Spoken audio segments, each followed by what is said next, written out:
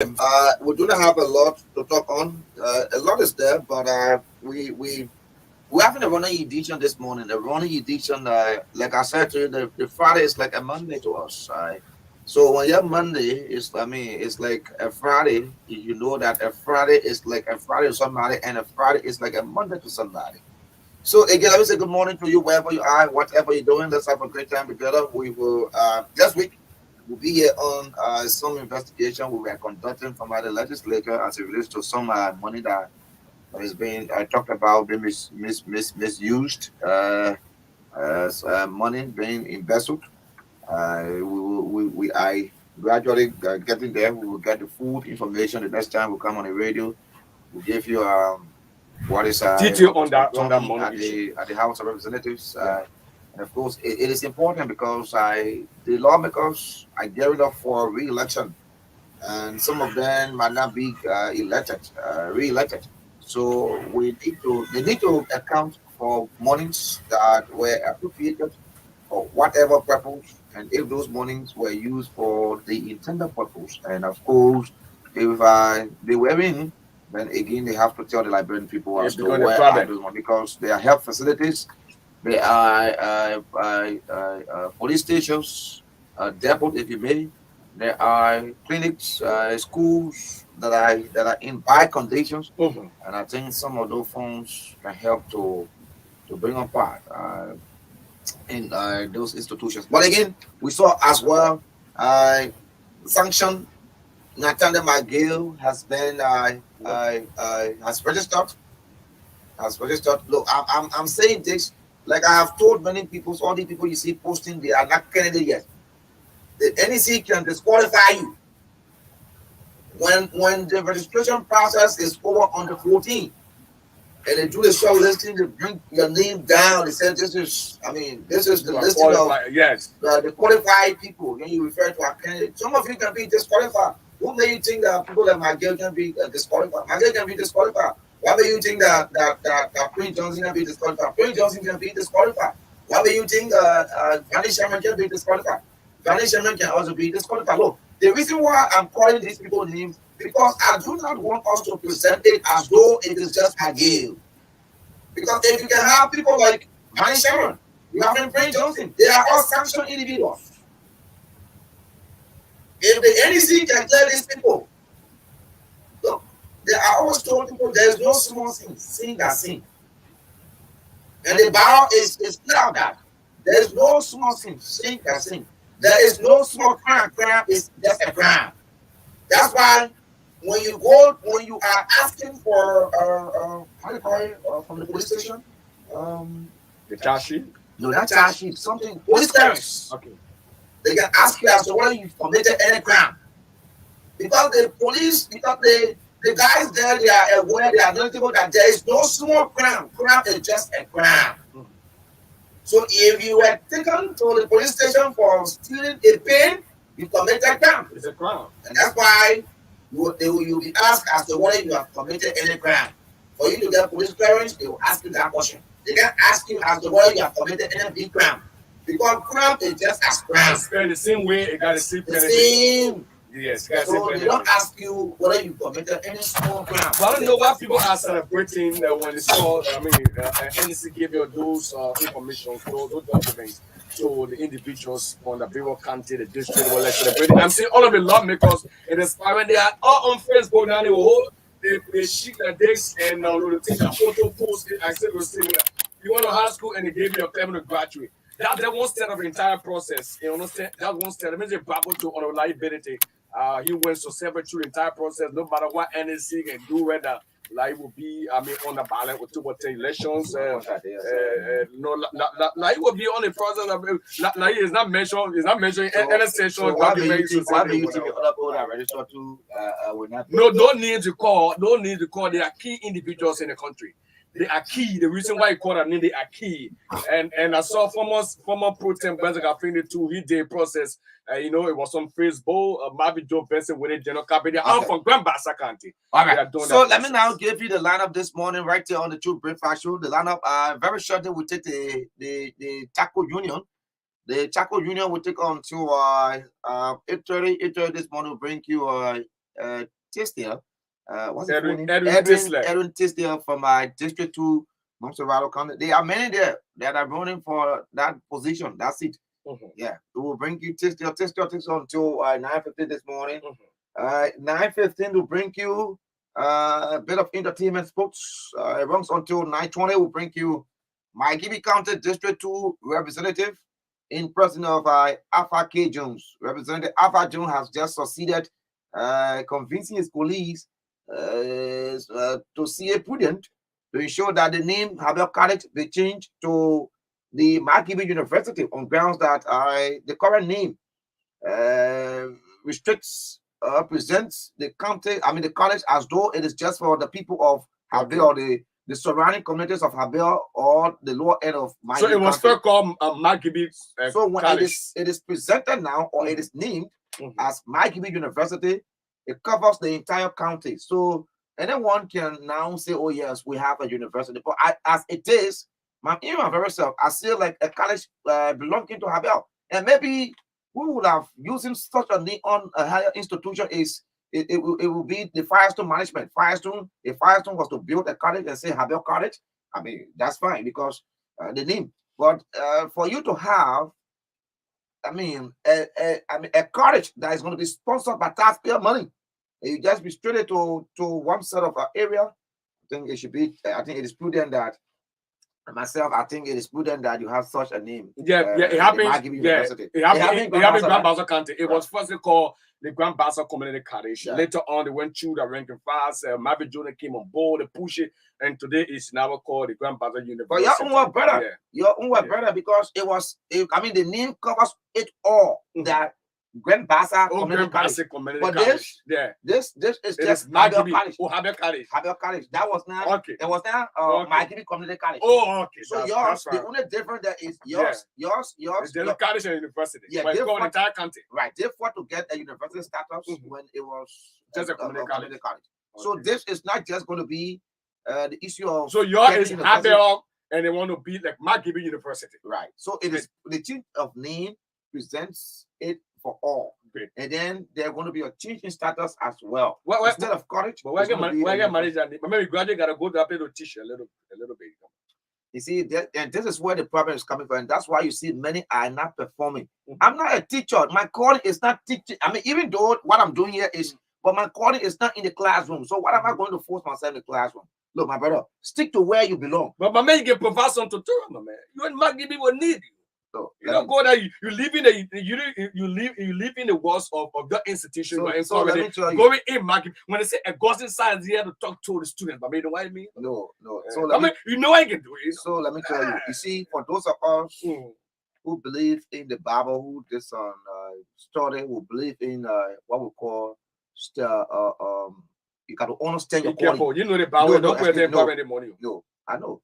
You got to understand your calling. When you understand your calling, let me tell you, many are not succeeding because they are not going to understand as to where they belong. Okay, so you are not going to be pastor calling. And they are pastor. Yeah.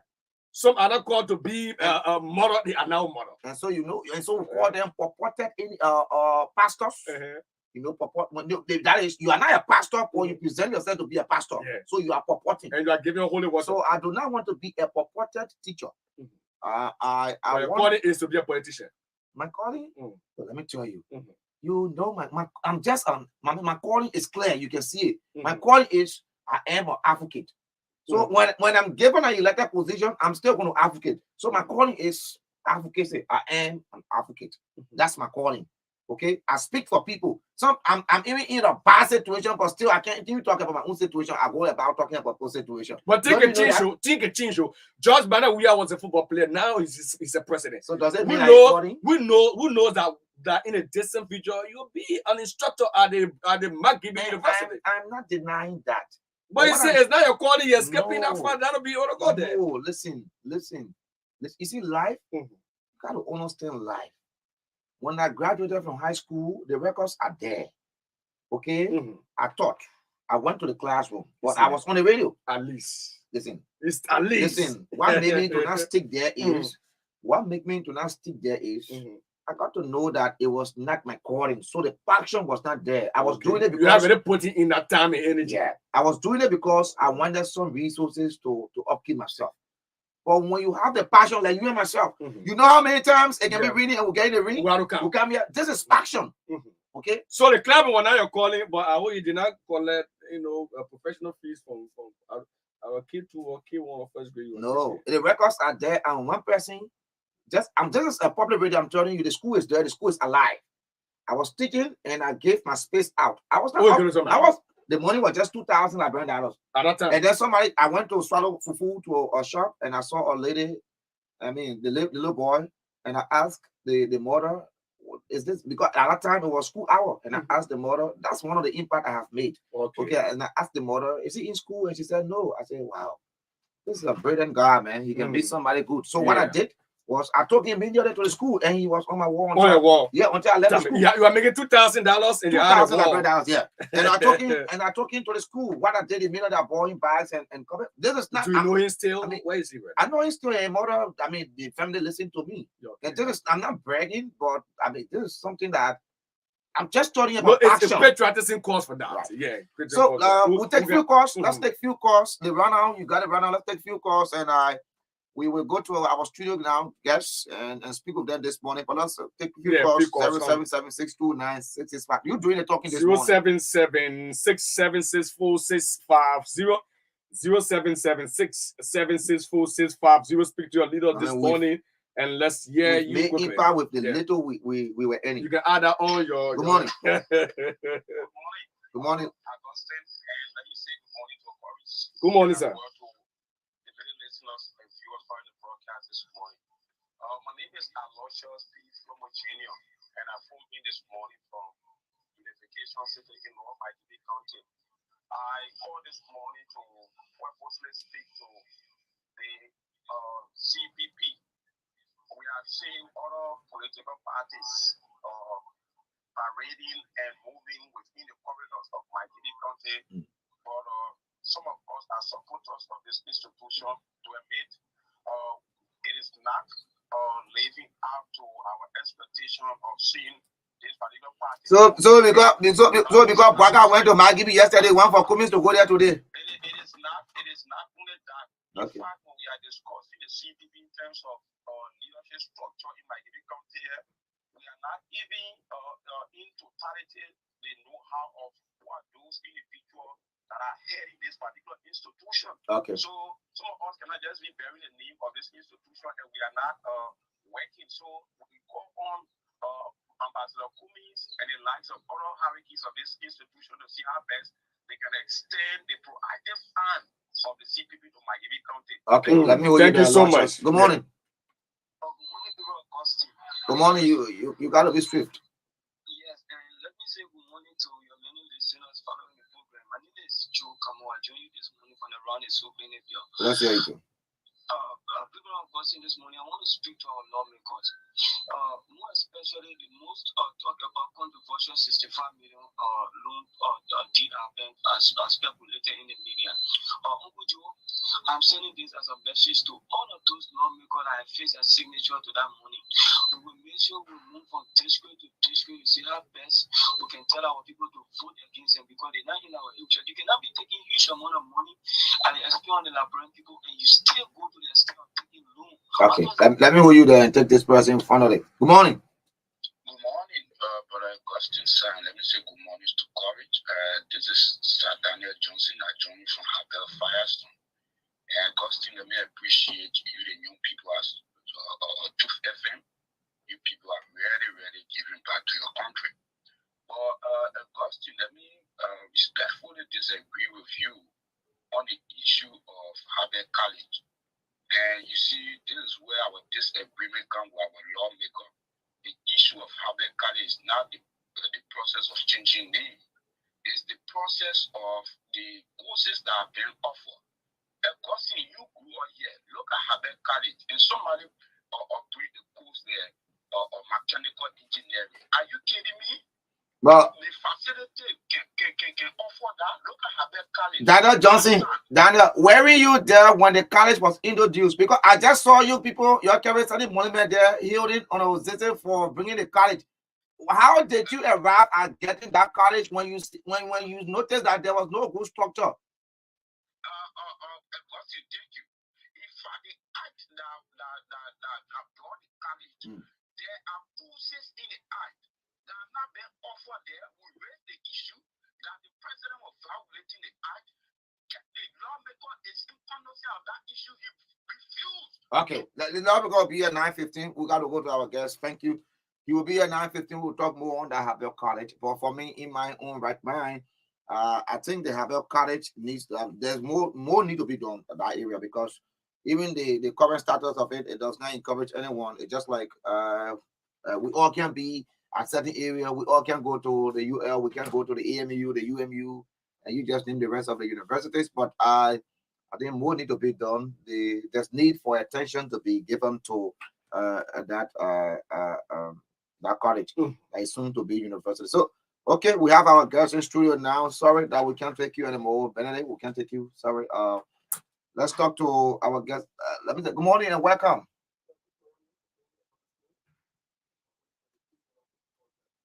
Good morning to my charcoal producer and seller in the Republic of Liberia. So let's get your name and position, please. Yeah, my name is Alfred H. Clement, the National President of the Liberia United Charcoal Union.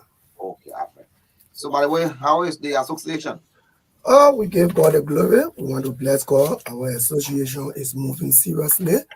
And we just want to say thanks to the Almighty God for the strength and the love that He gave us to make us carry our union through. Right. I'm told you had a recent activity at the SKD. Was that fundraising ceremony did you have? Yeah. It was a launching program and also the fundraising program at the SKD. How did it go?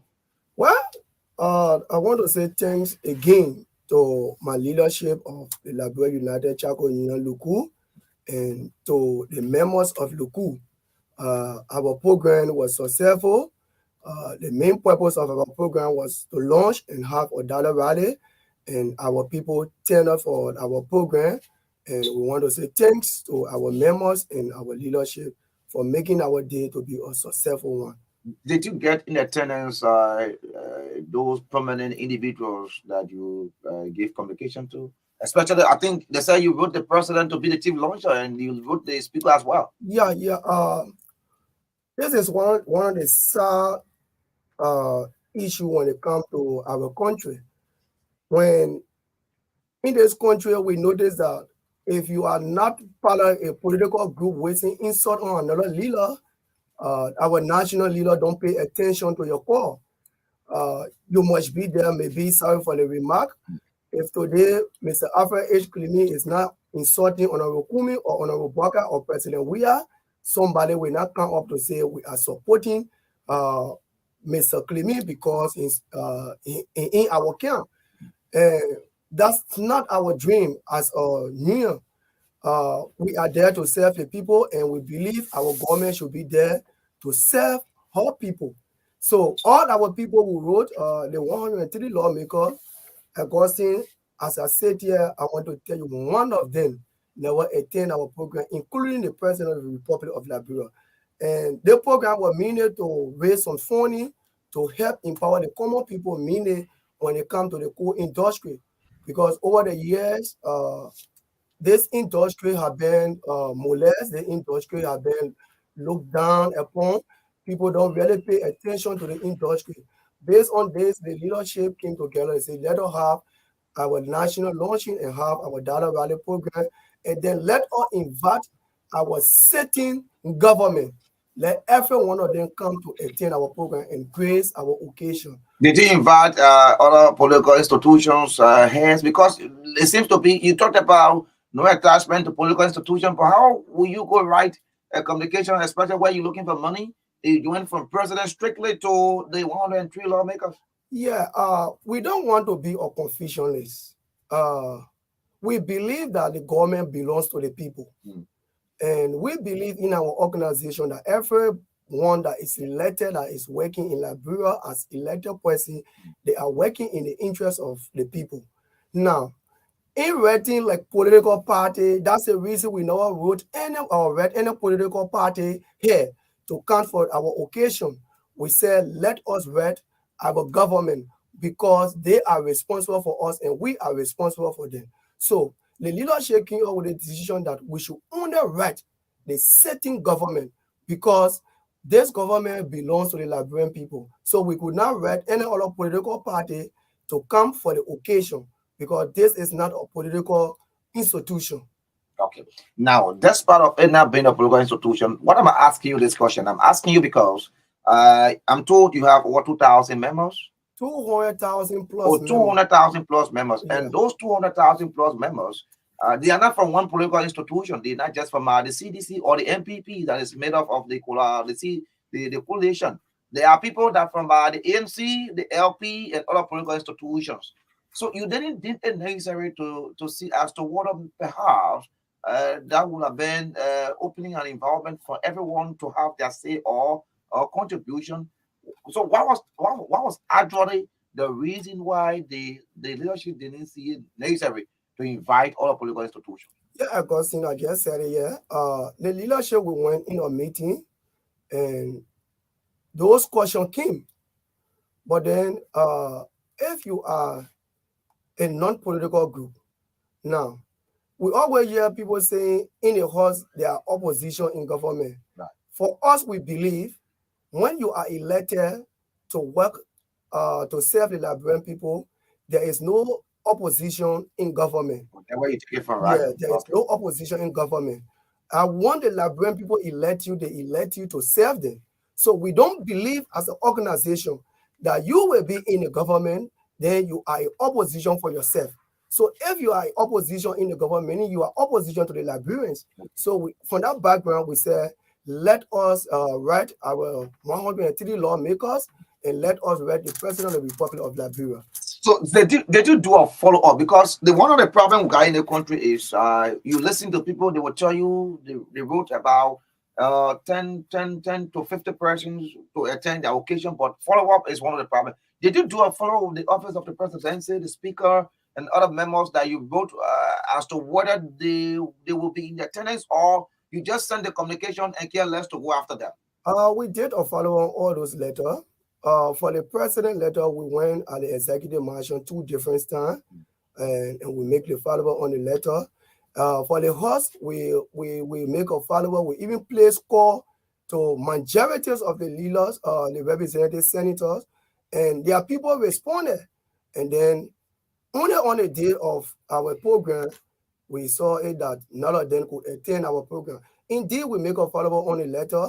And then besides the follow-up, we believe that that's the reason we also have our email address on the letter. Let's take, for instance, Augustine, maybe some organization from Ghana will write maybe the Speaker of the Republic of Liberia to attend their program. So you expect those people every time to pay their way from Ghana? No, they won't do it. I mean, technology has advanced. They will do it through emails. They will do it through phone calls. Thank you. Okay. So that's the reason we also put our email and our contact numbers in the letter. So you did the follow-up. Then we follow up on the letter, but stay. Okay, let's forget about the presidency. Yeah. The speaker and other members that you wrote. Did you do a follow-up as to who actually was speaking with you from the office of the speaker? We have a committee that is in the union that are responsible for communication. Okay. And they told me, they gave me that report. Myself went to the speaker office twice. Okay. And then when I met one lady there, I think she signed for the letter. She and myself, we talked, and she told me that I will deliver the message to the speaker, and we will make sure the speaker will come for your program. But then I believe that sometimes our people too want to see our screen. Right. So they wanted to know if we have the screen to pull the crowd that we were talking about. So we are not holding 100% against them, because we wrote them for a dollar rally program to come and grace our occasion. So we are still doing follow-up on our letter, because our most important aim is our dollar rally because we want to empower our people. So how did you arrive at getting the number of members you have? You said 200,000. This is not a small number. Yeah, I remember when President Weah won the election, it was around 200,000 plus. yeah. So you're talking about a huge number you're talking about. So in Very- any program organization, you may have, if you can have 100,000, around 50,000, you may have in attendance. So how was it like? Yeah, our membership is now in 9 counties. And from that, we have something like the membership form. You come in and fill in the membership form. From that place, from that area, you pay your due. I mean, you pay your due, and then do your registration, and then join the union. And then we have a leadership that is set in various counties to steer the affair of the union in every county. So from this background, we get to know that we have our membership that is around 250,000 in the 9 counties. And just for the launching program, our people could not receive the buses that we promised them that we're going to send because due to Honorable Sir Joseph, he was the one that promised us that he's going to give us 7 buses to take our people from the various counties to bring our people at the SKD for our national launching. And You didn't do it? not at all. He didn't give you any? Not at all. And then and that was 2 months before our program that we went through the agreement, and he promised the leadership, not only me, but the leadership, that he's going to make available the 7 buses, but the union will fill the 7 buses to bring our people. He also said that every time the president of the union is welcome to visit at his house, which every Tuesday I used to go there with son of the leader, we speak to him, and they come by. Only 3 days of our program we went for the buses. Honorable Sir Joseph told us that he cannot give all his buses because his buses are busy for the day.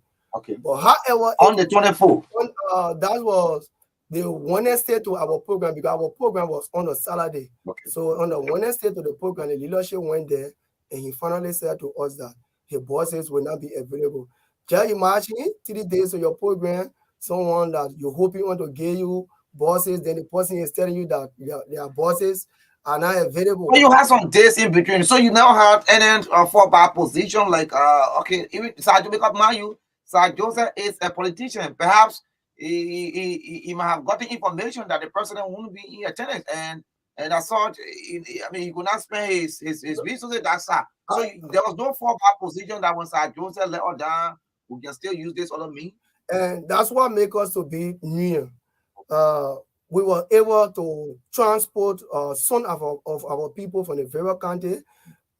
I never really plan to measure his name on the program because for the past, before the program, we went on OKFM, 2FM, we've been here twice, we were on Freedom FM, we raised some praises to him, and then I would advise that his name should. You were thanking him for things that he had not done. Yes, because so you were giving him hope. He really gave up the hope that the bosses, and even asked us to take the name of the location of the bosses, the places the bosses will stop, so that he can know and give it to a manager that is controlling the bosses to send all the bosses, and which we did. So it was like we were 100% sure of the bosses.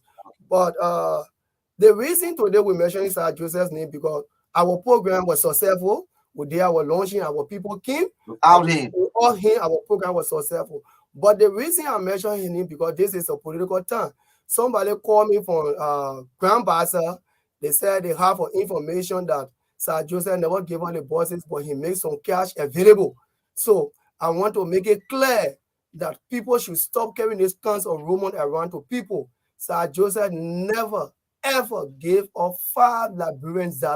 All the days that we went to a house, he never gave anybody $5 Liberian before to say that he gave us money for our program. Okay, so that your members now asking us to, I mean, alleging that Sir Joseph gave you money. Yeah, they said someone called them and told them that Sir Joseph gave us money because he never gave us the buses. Okay. So that's the reason I want to make it clear that Honorable Sir Joseph never gave us $5. He never gave us anything like contribution.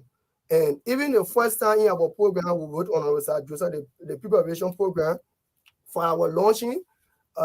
Again, he turned us down, and then he sent at the time he sent someone from his The office. first program he did not He attend, did not attend. He and sent you someone still deeming necessary to be behind him. because I deal with my leadership. Whatsoever the leadership come up to, I must work with it because not because I am the president. So they said we needed to give Honorable Sir Joseph the second chance, so that everybody can know if for the first program he never have the chance because the first program was on March 20th.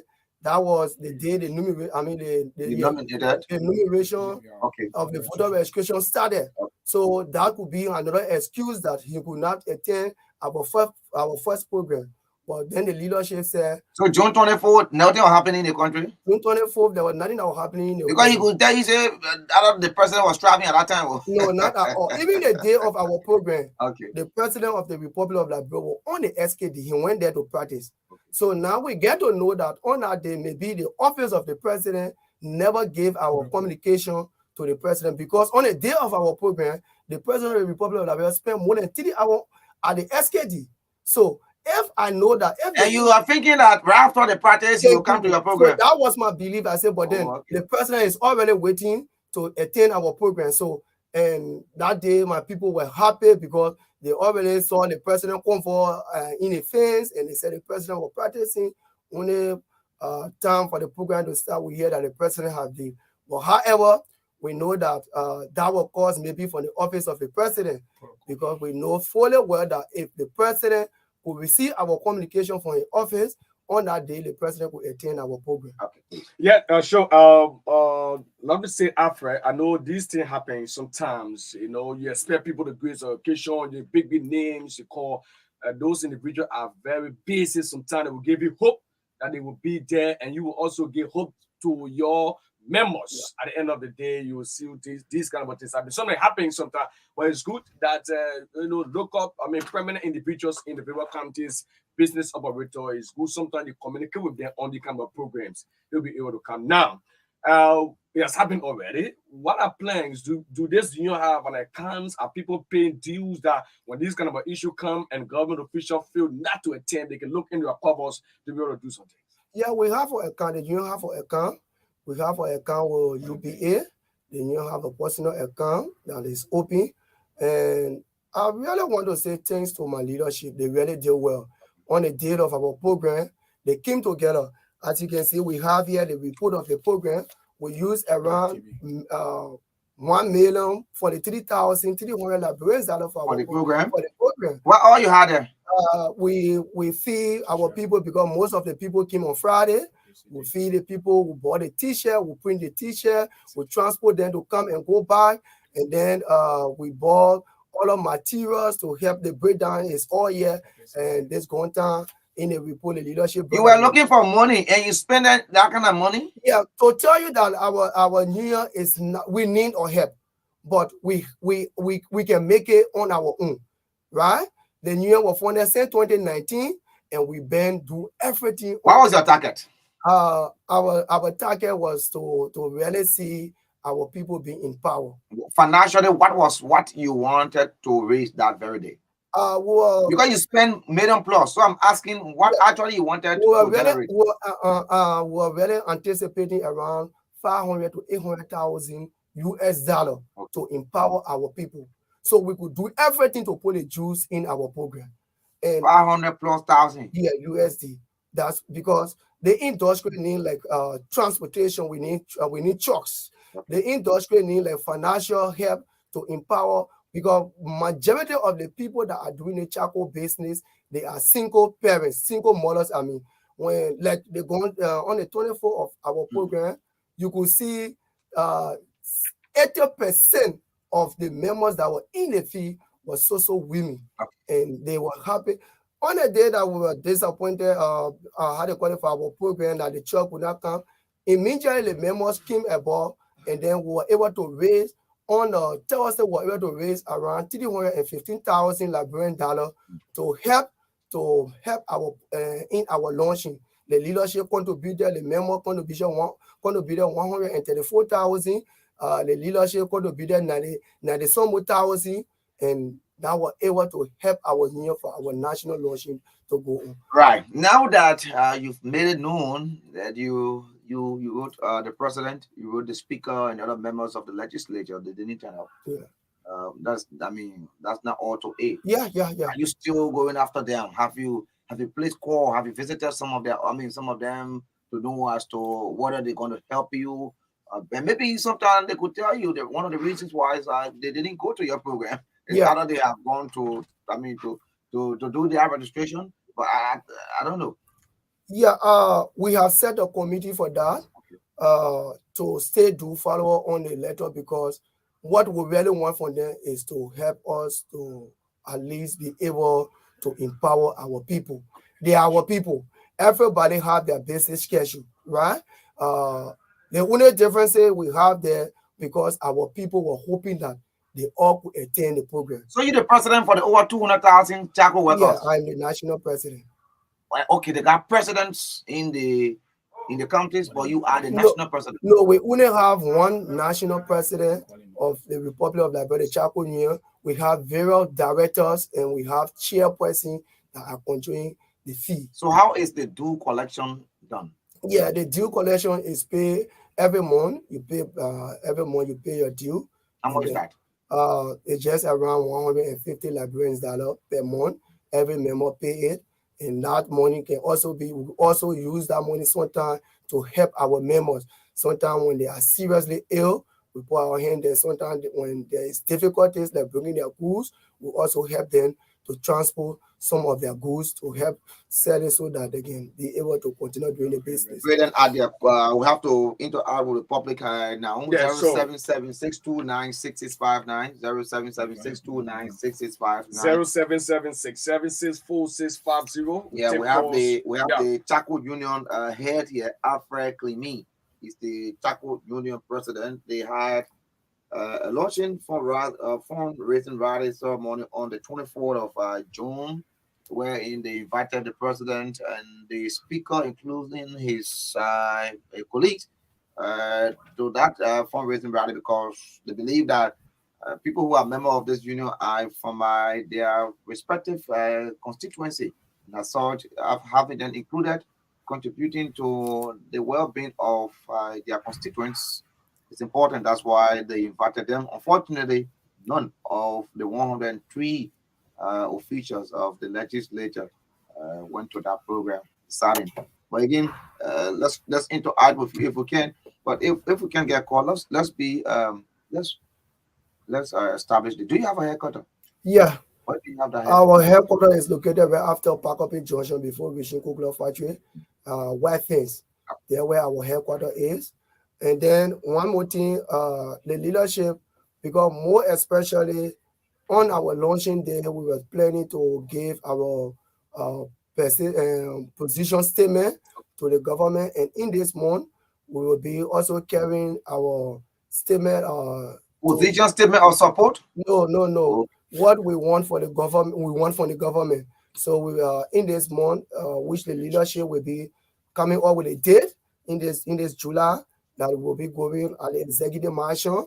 That will not be a protest, but we will be turning over our opposition statement to the president of the Republic of Liberia, and then we will also be going to the House of Senate and that of the. And that's why I ask you, why don't you do it to your employees who are your lawmakers? Because you are the employers. If you want the government to get your position on certain issue, why don't you do it to your lawmakers? You want to go to the executive mansion? Yeah, for us, the union, we don't have a Pacific lawmakers. All the 100. So what I'm saying is, you from a constituency, you from a district, you from a county, and those lawmakers are there to ensure that your issues are given attention. So if for any reason, perhaps you want the government to ensure that the Chaco Union be captured in national budget, you go to your lawmakers. So why you want to go to the executive mansion? Yeah, we have only one copy for the House of Representatives, and we have one copy for the House of Senate. So we will be delivering. So they can be photocopied. Yeah, another one can be. Yeah. Okay, So, let me talk to this person. Yeah, probably. Good morning. Good morning. Let's hear you. I'm Samuel Rob calling from sorry that time myself always. Okay, Papa Robert. You know, it was so disappointing to have written our law because those are the people that keep the economy going. Those are the people that are supporting us. Only party our brothers in the ring, bringing charcoal to Maria all over Liberia, and they were disappointed. You know what I mean? Somebody send me tell say the charcoal you can bring it not free. You can't define it on the lawmakers.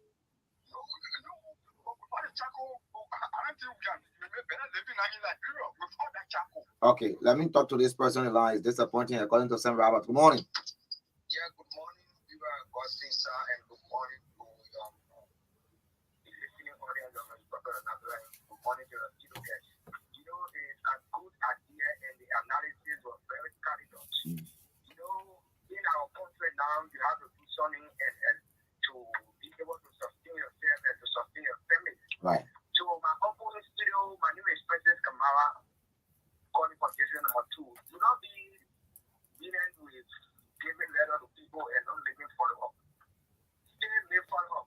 I was there to give a letter to the city mayor and make a follow up, and on the day it was successful. Okay. So continue. All right, continue making follow up. So, I mean, you listen to the calls. We don't have a lot of time.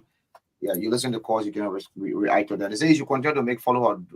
Don't be tired. Yeah. Don't get tired until you can succeed. Yeah, we will not get tired. The committee is set to continue doing the follow-up on our letters. Our people are ready. As we said, the lawmakers are our people. We was the one that gave them the job, and we believe in them, and we know that they will still do their contribution when it comes to empowering our people, and our doors, our office are still open. And what I want to say, we should also be able to live on the area where when this organization is not supporting a particular political party, we Liberians cannot get support. It is a time for us to come together and then be able to help each other, because only Liberians can build Liberians up. All right. Yes. So, that's a party statement. And what next after this launch? What next? This wonderful June 24th, we want to make it clear that every year in June 24th, we are agreed that that day will be celebrated as Liberia National Charcoal Day every year, June 24th. So this is a day now that the charcoal industry are agreed to have as a charcoal national holiday. So every year we'll be going from county to county to have our day celebrated in every county. And I want to say again to my leadership, thank you very much for supporting our launching. And to our members, we want to say thank you very much. Let us keep on doing the hard work, and let us continue supporting the needs of our people in this country. It's wonderful. Yeah, thank you. We pray that you reduce the price of charcoal. You try to reduce the price of charcoal. For coming this morning. Thank you for honoring our invite. Thank you so kindly for honoring our invite. Wow. Use put the better of all full prices. I got you. Take no I you see my power for you. I get him out. Pray you so deep. We have the best deals, offers, and promos. Purchase from any of our stores and POS around the country and enjoy the best mobile coverage certified by Ookla. Second time in a row. Brings you closer to what matters.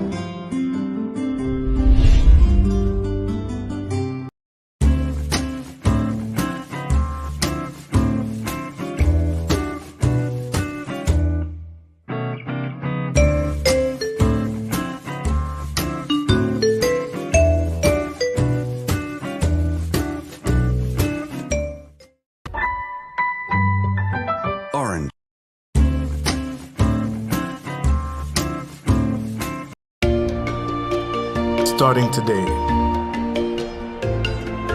Why not have a little more fun?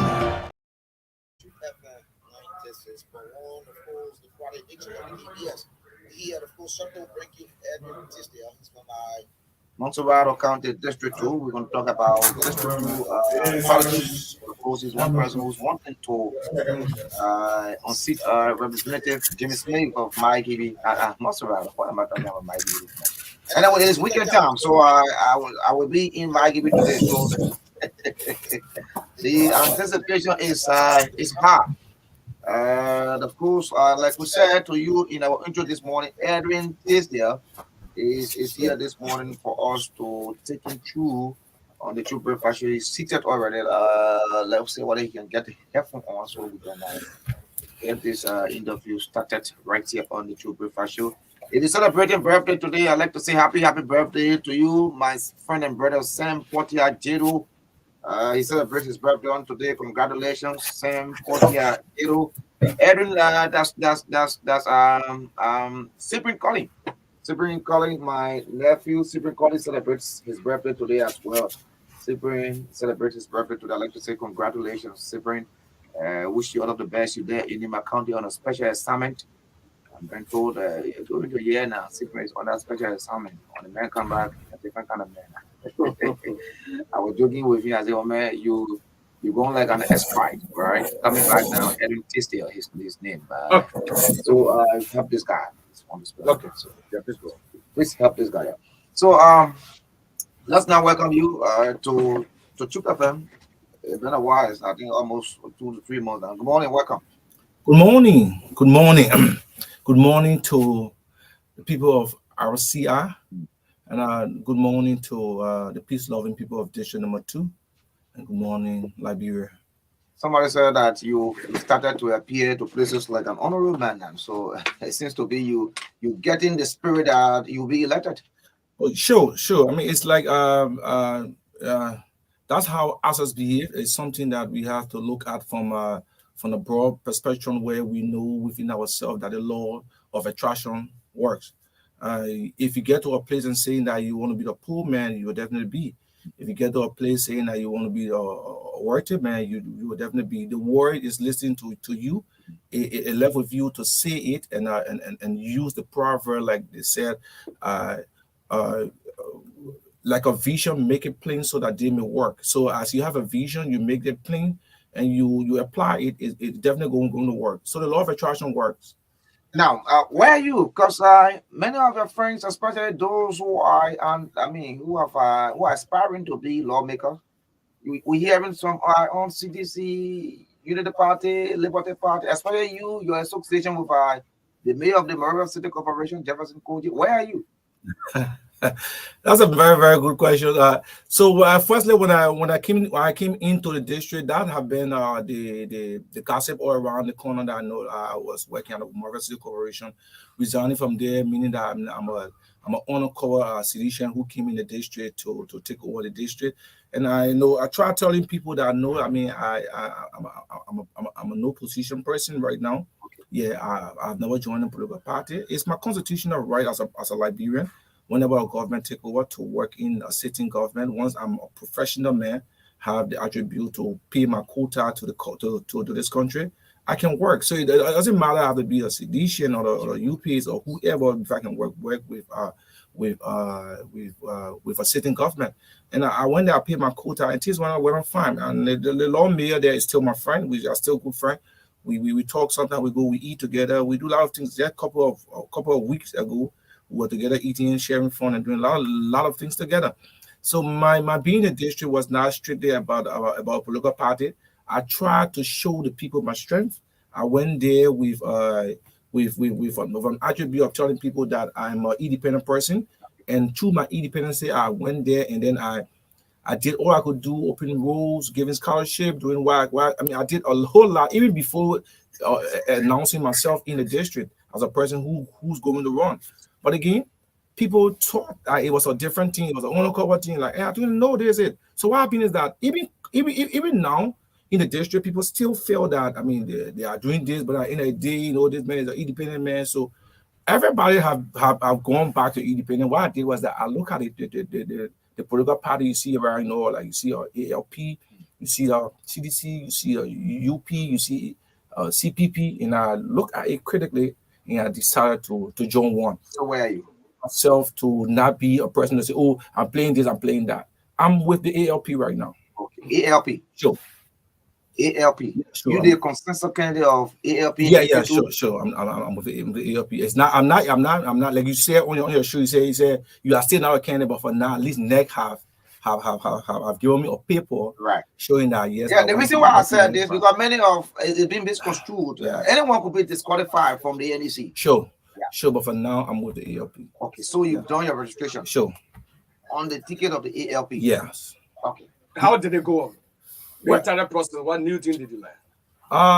It went on very fine. I mean, it was something that it was easy. It was nothing too hard for me because we have been paying taxes to government. We know we've been having businesses around, so doing a lot of things.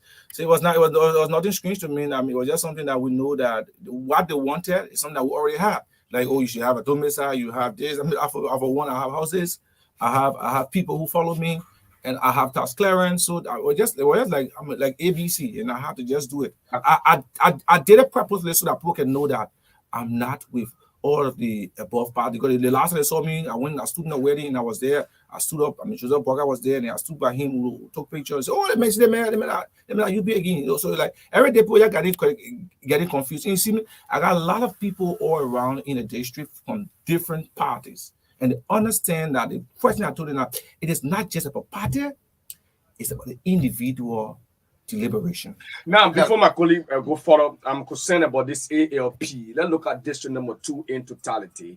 What is the strength base of the All Liberal Party in District 2? So what is like I said to you, it is not about the party base right now. Even though we have a base there, they have a base there. They call me and we had discussion. We have some people gearing in. Their numbers will be having another meeting this coming Saturday as well, like tomorrow. And then I already have a base. I have coordinators in the entire district in the 58. So you just joined the ALP because you want to be somewhere. Very good. I want to be to a place where people can know that I'm identified, and it is not because the ALP strength that we're going to win that particular district. They could not identify you within the Unity Party, the CDC, and other parties. Not that they could not identify me with the, but you know what? When people come up with rumors on and on, like AB, this man is there, this man is there, this man is there, it's good to just dispel that rumor and just make it to be like where they are not even thinking. Okay, so the ALP is your first political party that you have officially joined, or you've been with the party before? It's my first official party. Yes. You see something in that party? That's why you joined the party? Yes, I've seen a lot of things. I've seen people with like minds. I've seen people with understanding. I've seen people who understand what the country needs. I've seen people with the same charisma that I carry. I'm a businessman. I understand people from there have a business perspective on making sure things work up in development. Our people, we have to empower them. That a lot of things I've seen with it. A political institution that many have said does not believe in having a democratic process like convention wherein people will participate. I don't want to believe so. I don't want to believe so. They will go through every other process. It's something that is glaring. It's just that when it doesn't happen in January, it doesn't mean that it will not happen in February. So I mean, you don't have people just saying what they are saying. They are just saying it, but it doesn't mean that it will not go on. What is your relationship with the political leader? Well, I have a relationship with him. I mean, just a married relationship. By speaking to him, making to know me. He knows me already because my name is a brand. It's a brand name in Liberia, Champion Design. I mean, he knows me already. So we're like, I was like a meeting. Like, this Edwin, this is a guy I've been hearing about. Yes, okay, and that was just it. Why is it that you do not want to stick to your business that you've been running, and you just want to get into politics? That's a very good question. And you know, I like it this way that people would not want to stick to just business or just want to stick to one podium for just too long.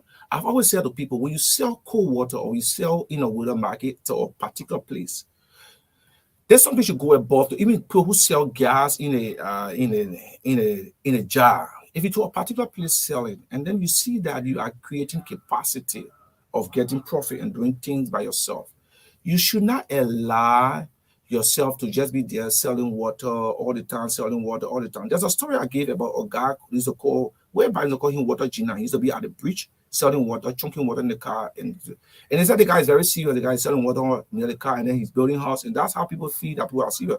I think the guy has been selling water for the last 5 years. Since I've been looking at him and still selling water, still running after the car. So I think if this guy was really serious, he should have a cooler now and not running behind the car, have people employed to be running behind the car for him. And after another year, he should have gone to a place or having another place, like having a thing where he'll be supplying people who will be in the cooler. After another year, he should be able to supply, not having a tank again, but having a water factory and supplying the people in the tank. And that's how I see people to be serious. Like, for instance, I from the World Trade Center. I have one laptop tapping, doing some things from the World Trade Center. From there, I was able to push myself and open a store. And Champion Design move on, opening a store. We have another story building. From there, we move on, having from story building. We open 2 offices. Now we started spreading up our wing, going to 7 and trying to open up another branch. So I always tell people that you are not to reduce yourself to just thinking one place all of the time. So looking at my private life in business, that's where you see that to tell future performance to look at person past performance. Look at my private life in business, you see how I've accomplished and looking at mitigating poverty to reach to a particular level. The same approach I'm trying to use to leave, to not just leave the business, but it's like I have CEOs that I have employed in other businesses. And apart from that, we are looking at our strength to solve problems. We came on earth to solve problems. And in solving problems, we have to look at where the vast majority are to solve the problem. Since my way of solving problems is to empower people, I'm looking at our district being a district of oppressed people. We need to solve problems by making it to begin for the employer. That's why we have come up with the Triple E policy. And the Triple E policy, where we have one of the key components of the Triple E policy, is empowerment. And we want our district to be self-sufficient, where people in our district will be having access, at least some means of tasting part of the national cake. It's not just tasting the national cake, but feeling that they are part of the system. And that's why you see me leaving my comfort zone as an employer, seeking an employee job. I mean, I think it should speak volume to you to know that this man is something is completely different. It's not that I'm not making money. It's not that I'm not taking salary. It's not that I'm not paying people. But again, I see it from a different perspective that I can do better by going into my district and representing them at the national level. Now, this code changed gradually. You now been given the green light from the National Elections Commission. Basically, ahead of the October 10 elections, you are with the all Liberian parties already. In totality, just in summary, Edwin Tisler, what have you done? So tell us some of the workings in the district, because we want to know basically where are we moving. So, Korries, Mr. Kangar, I've done a whole lot, but I will just name few. I don't know how many you want me to name. Just in summary, yeah. So, one major thing I've done is if you ask the people in Mount Barclay, Ophie, I went there. They had a floor issue wherein every next season, like now, they will be moving from their houses to locate to another place because of the floor. The floor we run all in their houses. They say like if you listen to the testimony, almost like 3 or 4 person die from the floor while running with pregnant woman to go and give birth. They will be a lot of things that happen. So what I did was that they said they call on other people, but I took an excavator there and I dug the drainage from the main community, and I tried to bypass the community and drop a new drainage to flow it straight to the river. And that alone was a serious relief for them. And I took almost like 8 days with a yellow machine. I didn't know how much an excavator cost, and I was there. They were like, yes, at least now they are feeling relief. In my district, I've given scholarship to a lot of people. I mean, university, high school, trade school, over 300 persons. In my district, I've donated cement bag to the people of Mount Barclay also for the football field to open a mini sport pitch, and over 50 bags of cement. In my district, I've built a mini, or let's say a motorbike shelter, a modern motorbike shelter for the motorbike rider at the Peace Island Junction. In my district, one major thing I've done in my district is that my district is digitalized right now. I have internet service in my district, almost to 15 different communities. that when if you enter my district, you just have to go to one point, you're going to browse. In my district, all the kids, they don't use that free basic thing they can be doing it around in my district. Trust me. We make sure we give the internet access. So we want to modernize our district. In my district, I have given modern school board and let's see how you say goalposts to the people of Panwan community in my district.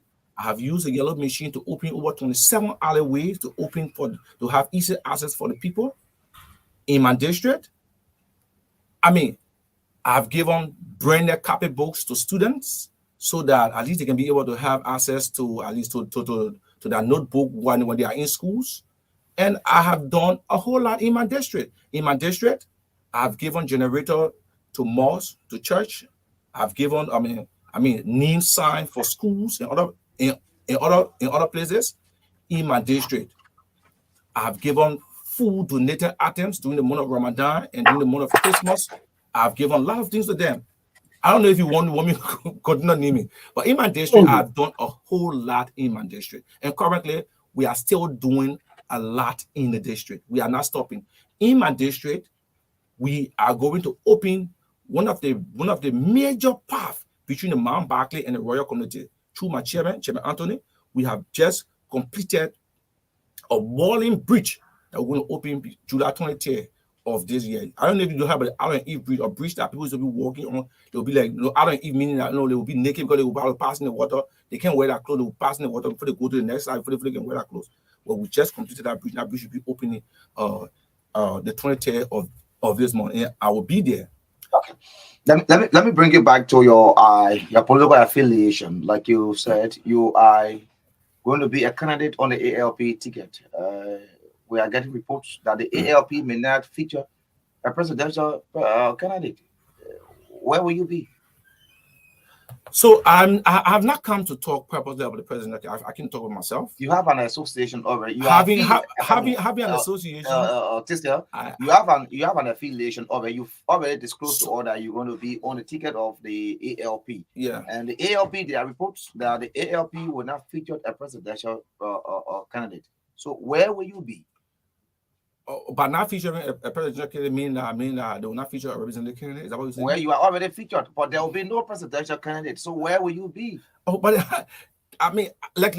it's a gossip, and I will not want to speak on it until we see what will happen. Are you featuring the presidential candidate? Is the ALP featuring a presidential candidate? I cannot speak on that until Monday. Up to now, you don't know as to whether you're going to feature a presidential candidate? I'm aware that we're going to feature a presidential candidate, but we're having a meeting for Sunday, and I'm going to speak on that on Monday. What are the names? Appearing on Monday. What are the names you are hearing? I don't think I'm going to disclose those names. So explain to us, tell us as to whether you're hearing Ben Ayue is coming or Costa is coming as presidential candidate. You can tell us. I don't think it's necessary for now. But one thing I can assure you is that I'm appearing on the ALP ticket. But I mean, I can disclose that now. I mean, politics is something that you cannot just give all your bullets when you have to use RPG, you have to use other things. So sometimes you can be using a AK in the time where you should be using a rocket, or you should be using maybe the machine gun. So there are some times that we have certain time to do certain things. So today we're purposely to tell you exactly, to unveil myself, to tell you where I am. Is you supporting the CPP or the Unity Party? I think it's glaring. You can see for yourself. Honorable have not given his position currently, so we are still looking at what will happen in the near future. Who you prefer for the presidency? Though you are going for representative, but you know the thing about it, you need somebody to work with. You have President Weah, you have Boakai, you have Gonglo, you have Ron Morris. Who you prefer for the presidency? Well, I cannot speak to that, but my party will put up a candidate. Is the CDC government performing? Whereas, like I said on the radio last time, the CDC government is really trying for now. If I'm going to grade them, I'm going to use 60%. 60%. Yeah, sure. I'm going to use 60%. Do you think for the 6 years? Yeah, they are in the line of 60%. Because currently, I mean, in my yard, I think it's first time I'm sleeping on the Liberal Electricity Corporation, LEC, first time. Okay. And so I mean, the grade. The last time I came here, I agree. I think it was 45 to 40 to 40. I think 40-45%. So they're going to system. So yeah. So by the time campaigns open, it might be 70. I can't tell. Maybe it may drop or maybe it may increase. Do you believe that given President we are second term, he might do more? I don't want to speak to that. I don't want to speak to that. You see, what I'm asking here, yeah. look, sincerity in leadership starts with this. Mm-hmm. If you will be sincere to your people and the legislator to tell your people that yes, they gave her XYZ amount of money for legislative engagement, you must stop at now. Mm-hmm. Will you be prudent with the level of works present we have done? According to you, is up to 60%. The city government is up to 60%. Will you be prudent? Do you see him as somebody when he's given second chance, he will do more? Okay, so I probably came to speak about myself and not to speak about President Weah or to speak about Omen Joseph Boakai or whoever. So I mean, the topic on the discussion should still be a good president of this country. So I was just learning, and then you bring it back to the same thing again. If Boakai can be a very good president, President Weah given second chance, I never came to speak to that, and I want to also stick on exactly what I'm doing. So what President Weah before? If I supported President Weah before, first turn I supported Alexander Cummings, and second turn, yes, I supported President Weah. So you don't see the presidency attitude or attributes in Cummings, because Cummings is still in the presidential race. So like I said, I never came to speak about that. What is your relationship with the current lawmaker in the district, Arnold Smith? So my current relationship is that he's now, I think we're all aware that he began operating non grata in the district, and how by losing the primary. He didn't go to the process. He went to the process. Nobody should lie to you. We saw it all in the chat room. They were saying it. Which chat room? I'm not in chat room. Yeah, you are not in the chat room, because I'm telling you now, they went to the process. That's the district chat room. They said that they were going to win this primary. It was clear, it was glaring. But the mayor have lost touch with the party. You think so? Even the people in the district. And you are celebrating, though. Come again? And you are celebrating for that. I'm sure. If you are going, you're not the candidate of the CDC. What are you celebrating? Why are you celebrating? Because this is a win situation for me. It's a complete win situation for me. Like I told you, our district is polarized right now, and I don't want to speak about the person who won about this particular primary. I mean, he's a young man. I don't want to speak about him, but it's something that I can assure you that, based on the fight of the district, it's a clear and good win for me. Your disclosure signals that your disclosure could be a manifestation of what you just said when you were asked that you are the CDC candidate in disguise. I don't understand when you say I'm CDC candidate in disguise. Right. I win as an independent candidate in the district. Okay. And an independent candidate in the district, I have a lot of people on my end. Like currently, I have people from the Unity Party who sent me as my chairman. Or my co-chair is also a seditian, higher ranking seditian. You have my Zori here as a seditian. You have my youth chair is a UPACE. You have my SG. And you still don't want to believe that you are CDC candidate in disguise. All of your student manner people are all seditians. No, I just told you. I was just naming, and I said the head of our campaign, like our campaign chairman. He's a UPACE. Okay. He's a UPACE. And the co-chair. The co-chair is a seditian. The secretary. The secretary is a CPP. That's the ANC. So no, you're the only ARP man on our together. Come again? You're the only ARP man in our office. No. Currently, we have a lot of ARP people come in. Please clear this up. Recently, we heard that you heard Bishop Neiman Dwayne, and it's coming from the district that you have received some funding from Neiman Dwayne. Let's hear it. Okay, so it's clear that I think that a couple of weeks ago, I know Neiman Dwayne called me. The other man called me that he wanted to meet me. I said, no problem, you can meet me. He came at my house. He came. Honestly, he came. He said that. I need your support. Whenever they are calling stuff on the radio, they are announcing who is the best candidate for district number 2. You either come first or I come first. So it's like two of us. We are the two topping people. Is that why he told you? Yeah, sure. He came for the meeting. How the chairman, where everybody. That's just why he told me. And you think that reality he was telling you? He came for my support. So whether be a reality or not reality, I mean, that was what I was. I'm explaining exactly what he said. Meaning for you to back off. He asked a question, Mhm. and then I'm answering the question exactly what went on. Mhm. So if why he told me was you were lying, I mean, it's up to him. But I mean, that's why he told me that. I mean, he wanted me to back off from the risk, and there was something that will also. These are things that politicians do. So I don't have any issue for coming to my house to ask me to give my support to you. I mean, myself, I have done it to other people too. People who I know they were running, and I came and said, man, what do you think if we blend? Maybe you give me a support. So these are not happening. And then he came to me and I told him that, I mean, it's not possible. Myself or taking on YouTube coming to pledge your support of me because now it's getting weighted on you, and I know that it can't really work up. You can see that the force is coming at my end. So I prefer you turn over to me too. We had a meeting and then he said, okay, no problem, we'll go back again on the drawing board. We'll meet again, whatever. If we also go to the race, I told him, yeah, I think if we can get any understanding, let's get to the race. You willing to back off? No, I'm not willing to back up. I'm not willing to back up. No matter the situation.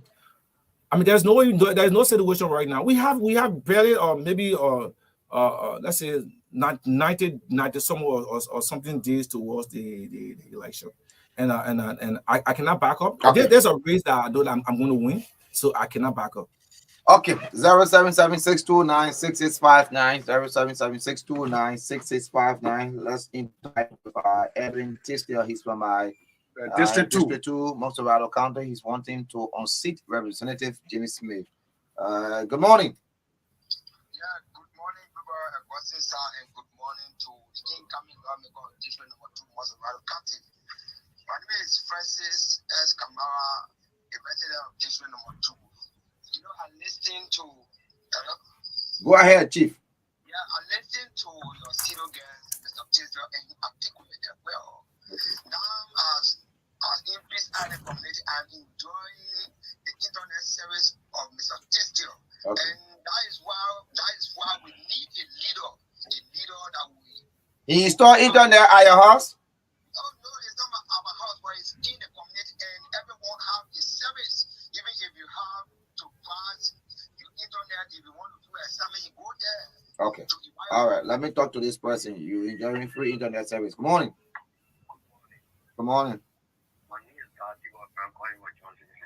Okay, too. Yeah, I want to maintain the appreciation of the incoming honorable Tisdale. For the past year, you've been doing very well for our district, and we'll be for that. You'll be the next lawmaker of District number 2. Okay, let me talk to this person on the line. Good morning. Yeah, good morning, Chief. Go ahead, Chief. Yeah, I'm Melvin Jimmy speaking for the Joseph there. I want to thank you to the one who went to do one of the children for the entertainment center in Joseph supporting our youth. Okay. I want to appreciate him so much. Yeah, for doing anything for the youth. All right, let me take this person so we can take one or two. Good morning. Good morning to the people of Liberia, and good morning to Honorable Tisdale. I want to keep up calling from the radio community. I want to inform our peace love people of District number 2 that Honorable Tisdale, whatever information is in there is far from reality. Okay. Tisdale has done nothing for the people of District number 2. All we see is people is to drink liquor, pass around. No. That's not an issue here. Elisha, good morning. Augustine, thank you for the explicit regulation. Let me say thanks to your studio guest for I was. exclusive deliberation this morning. You know, he's a leader representing the interests of the young people. The first time I ever interacted with him, I mean, during a program in Monrovia, sharing a brief chat with him. It shows that he's one person pushing the agenda of the young people of that district. So I do believe that the young people from all spectrum of District 2 in Monserrato can come together and amalgamate force if they can show that this PDP elected at the national legislature. Thank you for this one. Thank you, Elisha. Yes, let me get this person. Hello, good morning. Good morning, you're live. Let's hear you.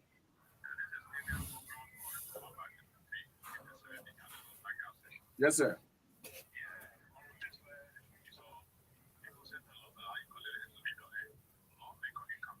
Okay.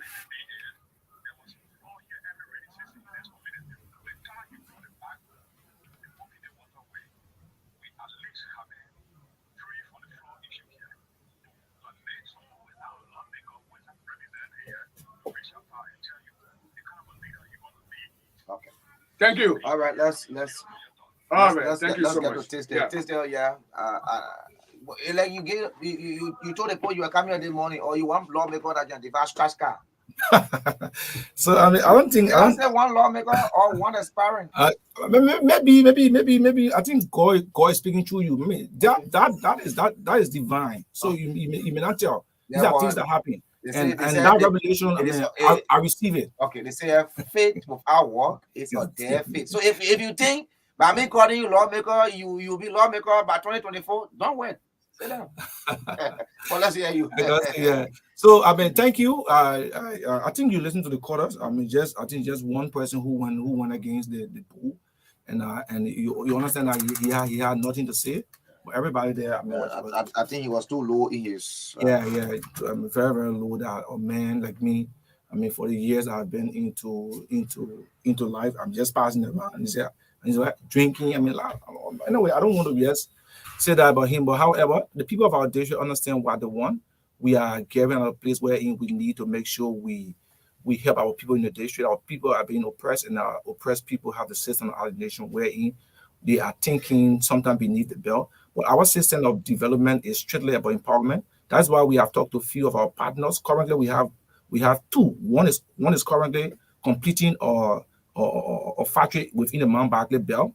And another one is also on a wire factory around the Motown belt too. So we're making sure our people think that we are not just thinking about just getting to the house, employing people in the house. No, we are trying to create avenue that we have a welfare center within the district. We have avenue to even have our own fire truck or ambulance within the district. We should make sure we have people who will be thinking 5G for us. We don't need those archaic way of thinking to lead our district. Our district is a district that we know we can make it be self-sufficient. So all right. Yeah, self-sufficient. Father, let's get your partners to make us. We got to leave you. So let me say thanks to the people of district number 2. Let me say thanks to the people here to RCI. I think people are doing extremely well. Anytime I come in the studio, we see there are new changes, and we want to say the people of district number 2 should understand that we are getting towards the campaign period. We have barely, let's say, is it August 5th, right? I think August 5th should be the time of the campaign 5th. So we are getting towards the campaign period. We will be in your community. We're going to move like a caravan. We'll move in your community to make you understand exactly what we stand for. People who haven't seen us but just heard about us, you're going to see us now in your community. So we have to know exactly what we want in our district. So with the few people who know that are still thinking about caring other people, they should not just lose the timing, but to look for a leader who has more and integrity. And I'm one person who has more integrity. I'm a young man, I'm a married man with 3 living kids, 6 other adopted children, and I know what I stand for. And they say you don't live in the district. I live in the district. I mean, that's a serious. I mean, you're renting or you in family house.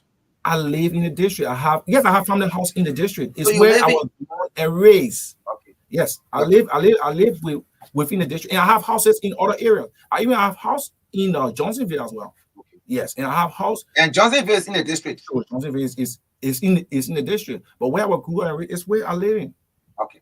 Thank you, Edwin Tisdale, the ALP aspirant in District 2, Montserrat County, who is here to tell us as to which one of those presidential aspirant you'll be supporting. But we pray that the next time we bring you here, you'll be able to tell us to whether you're supporting Black Eye or you're supporting Cummings or you're supporting George Weah that you've been associating with one of his strong supporter. Jefferson Coach, you can't deny that you've been with Coach. Sure, I mean, Coach is, like I said, he's still my friend. Okay. Just 2 weeks ago, we were together. So I cannot deny that. Yes. Thank you. And nothing can stop Coach from being my friend. Okay. I mean, that's a clear one. Okay. Edwin Tisdale has been our guest right here. And of course, thank you so kindly for being with us. Let's now bring you sports right here on the Two Brave Facts Show. And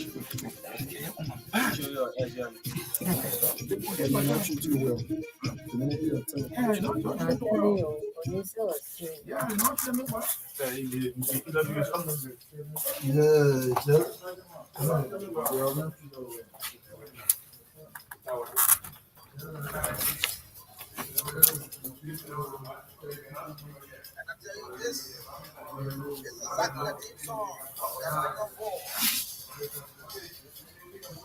Sports writer, Fred Factor. Yes, this morning, Mikey becomes District 2 Representative Alba Jones. We have a guest. Let's not break it down in time that was sports. Good morning, Augustine. Good morning, everyone. Welcome to the Passion of Life efforts by the Liberia National Olympics Committee, RNOC, and the Ministry of Youth and Sports to resolve the internal conflict in the Liberia Basketball Association has ended in dialogue. There has been a internal wrangling within the Basketball Association with Rufus Anderson, who served the association for 8 years on one hand, and incumbent leadership led by Ibrahim Samuka on another. Youth and Sports Minister Zuka Wilson, who presided over what was considered the last conflict resolution meeting, said from all indications, Rufus Anderson has proven to be the problem in basketball. Minister Wilson, who sounded frustrated about the outcome of the meeting, said Anderson's loyalty is to FIBA instead of the young people who are yearning to play basketball. The angry youth and sports minister said it is clear that Anderson is a man who is so unpatriotic and that his ego is too much to handle.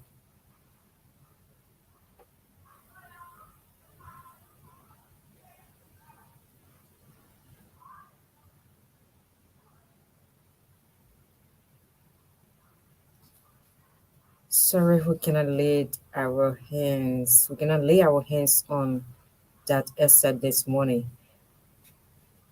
But responding in an RCS Post interview, Anderson said he was forcefully removed and that Minister Wilson has time with our number made it clear that he supports the current administration. Anderson has, however, denied that he's holding basketball hostage, declaring his only goal is to implement FIBA's mandate of organizing elections in 8 weeks. Several individuals, including former Public Works Minister Kofi, past and current basketball players, have appealed to Anderson to let go, but he has since refused. Liberia Kickball Federation President Surprise Weah has been appointed by President George Weah days after the Kickball Federation pledged support to the ruling Coalition for Democratic Change. Weah was appointed as Assistant Minister for Foreign Affairs, subject to confirmation by the Liberian Senate. Recently, clubs in the Kickball League 3, 2, and 1 gathered at the Samuel Kando Sports Complex to present their plans to Senator SAAH Joseph of Moserado County.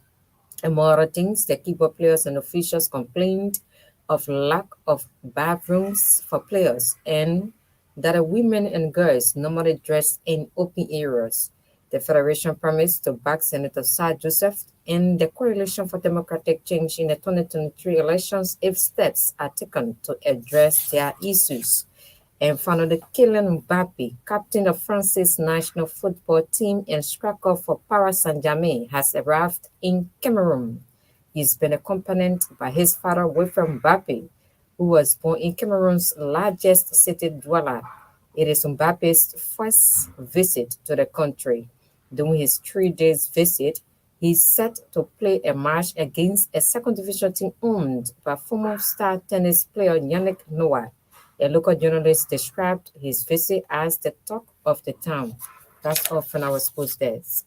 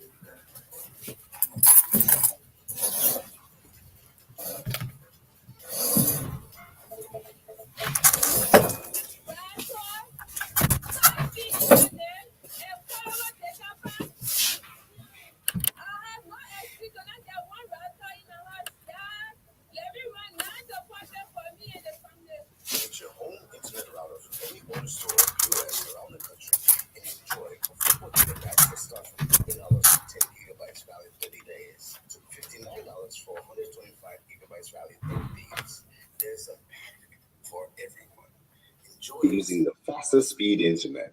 Brings you closer to what matters. Well, we'd love to say welcome back to the True Breakfast Show this morning. As we had announced to you, we have also a representative from Margibi County, District Number 2. He's pretty seated with my colleague, Augustine SAAH, to begin with him. On the side. Augustine is on your alongside with the representative.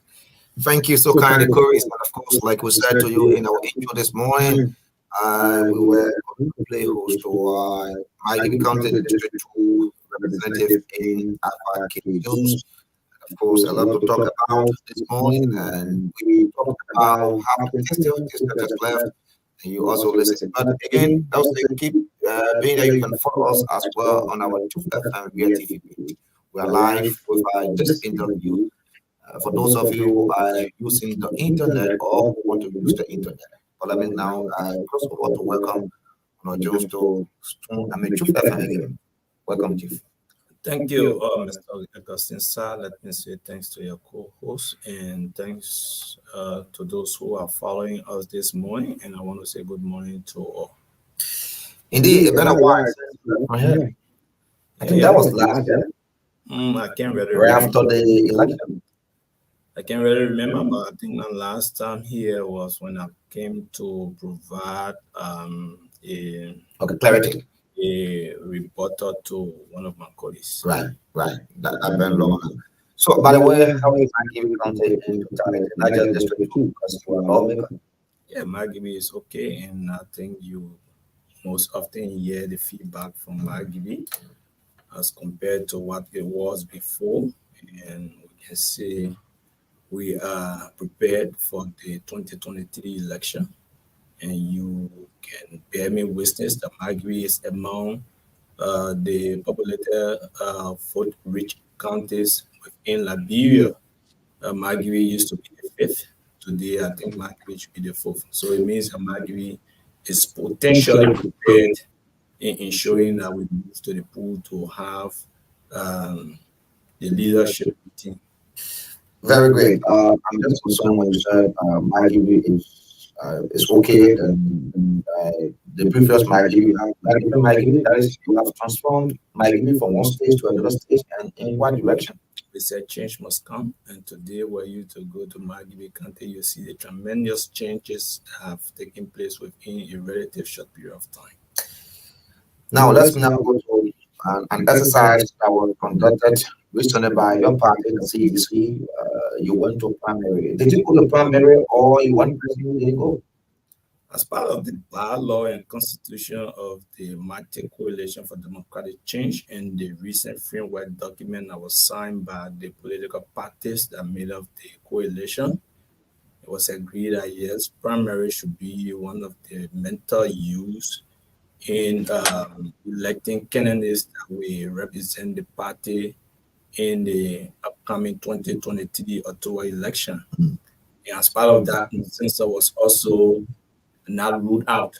So as part of the process, in areas where consensus fails, it means that primary took over. Okay. So as per my district, again, based upon the work that I have done, and because of the relationship I have with partisans of the coalition and also the citizens, I went on the post and I won on web ballot in a primary that was conducted, and then I was named as the representative candidate of electoral district number 2, Margibi County. That's fine. We just hearing from you that because even the chairperson of the primary name was the one, the incumbents were given the opportunity to go and lobby and see as to whether they will be unopposed in the process.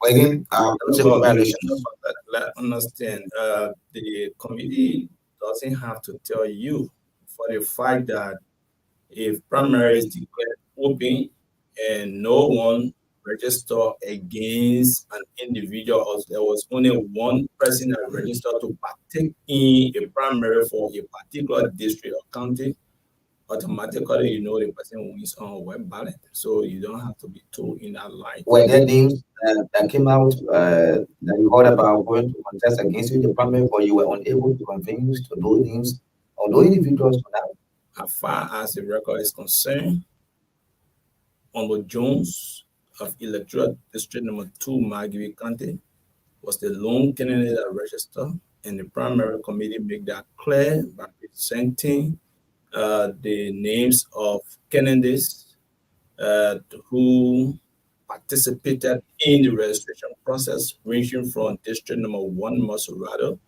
up to District 73 in, I think, Bapolu or River G. So it means that all of the candidates that registered were given receipt, and they also presented their documents, and it was based upon that they were qualified to partake in the primary. So in District Number 2, Honorable Alpha Coco Jones was the lone candidate, and by virtue of that, he won on web ballot.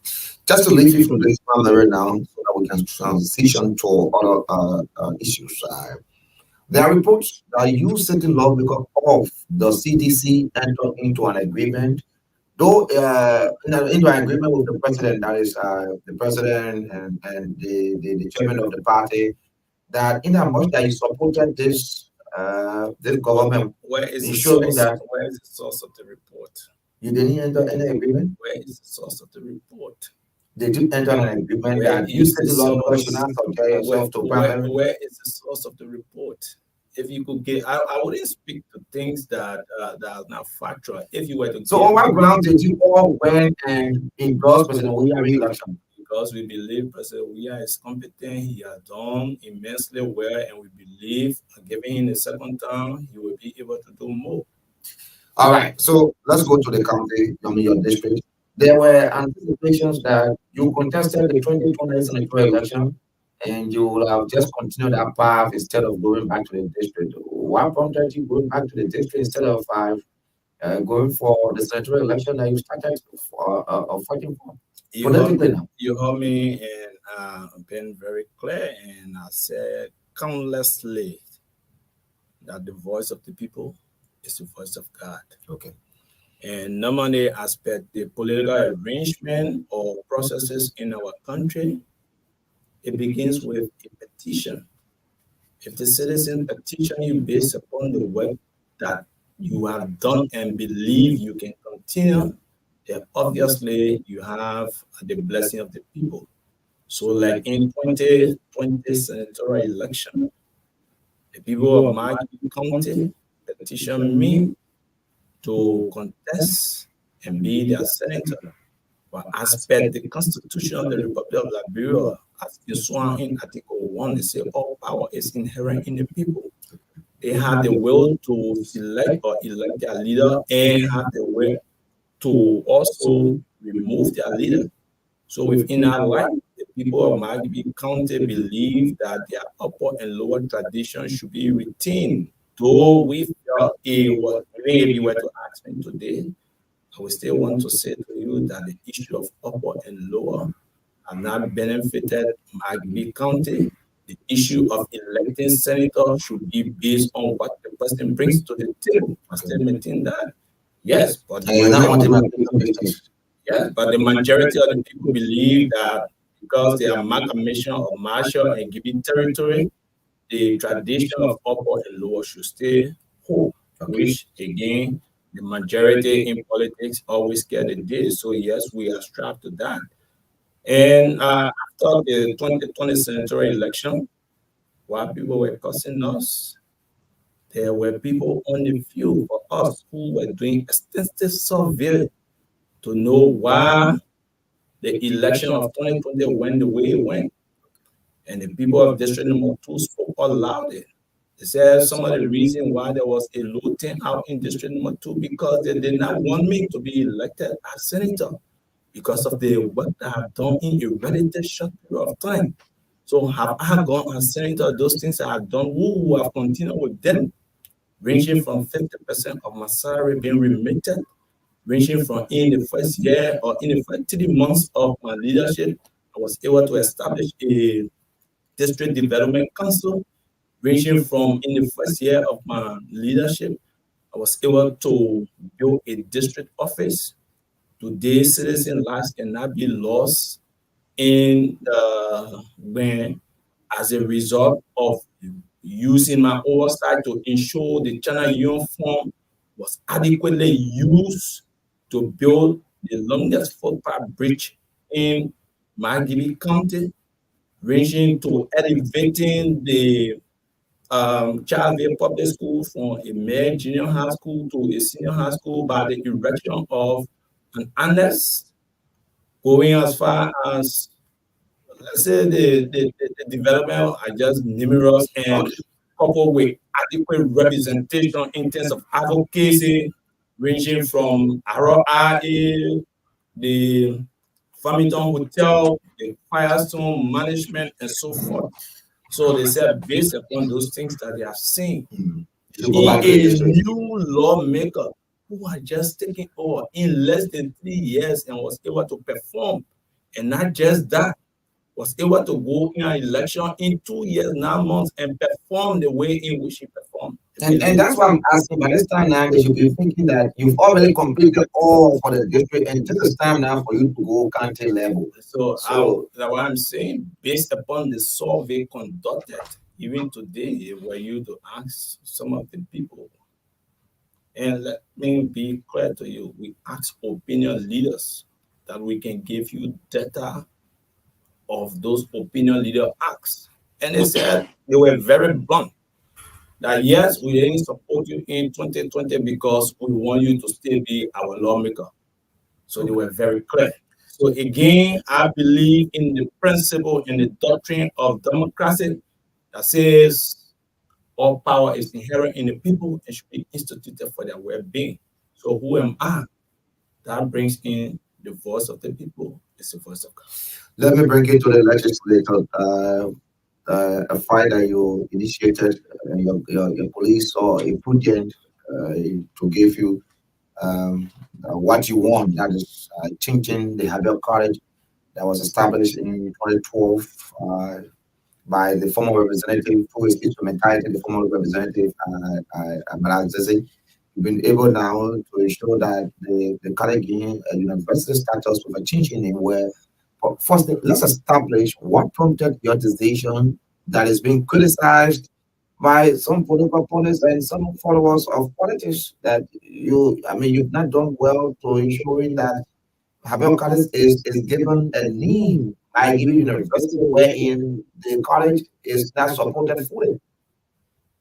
So unless you can give a proof of those that you are referencing, I will speak to the fact. You listen to the talk to leaders segment this morning. They were put a call from the county, and it says changing the college name to Maggie University was not necessary because the college is not supported. So let me be clear. When the fundamental of journalism is the ABC, right, which is credible, balanced, and accurate. So at the end of the day, talk show, people will just call on talk show to say things that they feel they want to speculate. And speculation are not facts. The national budget is in front of you. Take the national budget. Compare the national budget to 6 years ago. What Habel College was in the national budget and what Habel College is now in the national budget. What was their system? So that why you should have asked the individual in question who said. So you hear that as the people that people are the people. What was it? Perhaps you have gone to them, and that's why we always told people to have some town hall meetings and those power issues. So what was their system? The record is there. Advocate is one lawmaker who has consistently reported to his people for the 5 years that he has been in office. Okay. Based upon that, you cover the legislature. You spoke on it before. You graded me. I regretted me. Other institutions also graded me. So the facts are there. You can even go to NAMO. You can go to ARED and other institutions. You can even go. Well, just tell what was there 6 years when you came. So What was 6 there? years ago, the Habel College was in the budget a little over 400 plus thousand United States dollars. As we speak today, the Habel College is in the budget in the tune of 541,000 United States dollars. And then you say the Habel College isn't being supported. So, is it just because you want to call on the radio to make yourself known nationally? So let us be realistic around here. Look, I don't want to go into the politics that young people have indoctrinated themselves in, especially when it comes to the issue of District 2 politics, because they have they take politics to be rhetoric. They have seen politics to be just creating stories that are not truth. But let me say today, we are living in a changing world. And because we are living in a changing world, there is what we develop on a daily basis. Things that were being done in 1926, today they have changed immensely. Yesterday you were using radio recorder to record. Today you can use your phone. So should I sit in a legislature where I see other colleges that were created about the same time Habel College was created? Those colleges today have been elevated to a university. And then I, who have gone to be the mouthpiece of the people of District Number 2, by extension, Margibi County, who should be the agent of change, who should advocate on behalf of the people. I should see other counties developing, other counties elevating their colleges to university. Then I sit there just as one attendant and not do anything. If people on the other side will think that way, they are making serious mistake. With the exception of change of the university. If people, with the essential of every other thing, this is why when we stand on the legislature floor, especially in the plenary of the House of Representatives, you have followed our house. You should be here today speaking on some of the issues. We make sure we use our three cardinal responsibility. And we don't use it loosely. We use it responsively so that it can bring the deserved benefit to our people. And this is why when the issue of the Margibi University was proffered, you saw the overwhelming support it received. To the extent the Judiciary Committee go and see that report. Every member of the Judiciary Committee signed that report. The Educational and Public Administration Committee, with the exception of Honorable Richard Kuhn, who isn't in country, he did not sign a report. Had he been here, he would have signed the report. With the Committee on Waste, Means, and Finance, out of 15 members, if my collection can get me right, there are only 3 of the 15 members that did not sign the report. Like I said to you, this should be something that you should be held in the country. But what do you think you've been criticized for this decision? Because that's what I told you. Young people are being indoctrinated into spelling falsehood. And the few politics is rhetoric. Not knowing politics is when the good is done, you should realize it and appreciate the individual, even if you and the individual have some political divergence. But the reality is always the reality. So for us, we not carry away. Since 2018, you got barely 5 months to be at the legislature. You're bringing it at this time? Chief, so you want to tell me since 2015, all the other international recognized institutions have been grading me, were they grading me falsely? So even in your reports that you have made on a radio station, have you been reporting falsely? So it's it because it. So let also understand the mandate of the lawmaker. Is the lawmaker giving a mandate to do a particular work at a particular time? Are we saying even currently we are now passing law even after October 10th? Will be returning to the House of Representatives or to the legislature or the capital building after October 10th? Of course. You will be re-elected? Chief, let me say to you, I'm saying to you, after the election October 10th, lawmaker will still be seated up to 2024.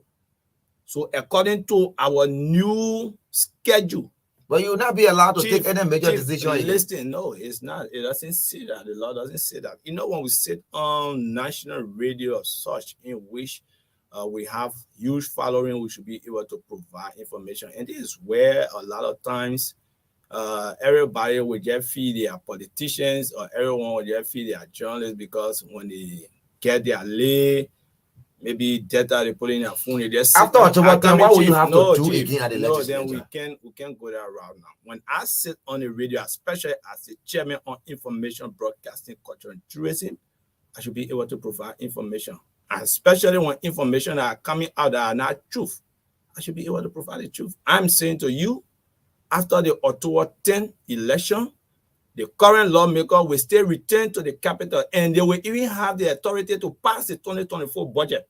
So are we saying in our process, when the budget is being passed, it will be illegitimate? No. So lawmaker, once you are elected, you have that authority until your authority is expired. So there is no particular time that a lawmaker can discharge his duty. So you've been keeping it for this time? I haven't been keeping it for this time. This is why I'm telling you, I have worked and continue to work, and there is time for everything, and there is the appropriate time. This is why we have been doing our work in a form and manner that our people have appreciated it, and overwhelmingly they are waiting to support us and retain us as the lawmaker of District Number 2. That's what I told you, Chief. And you are a journalist, you'll cover the story.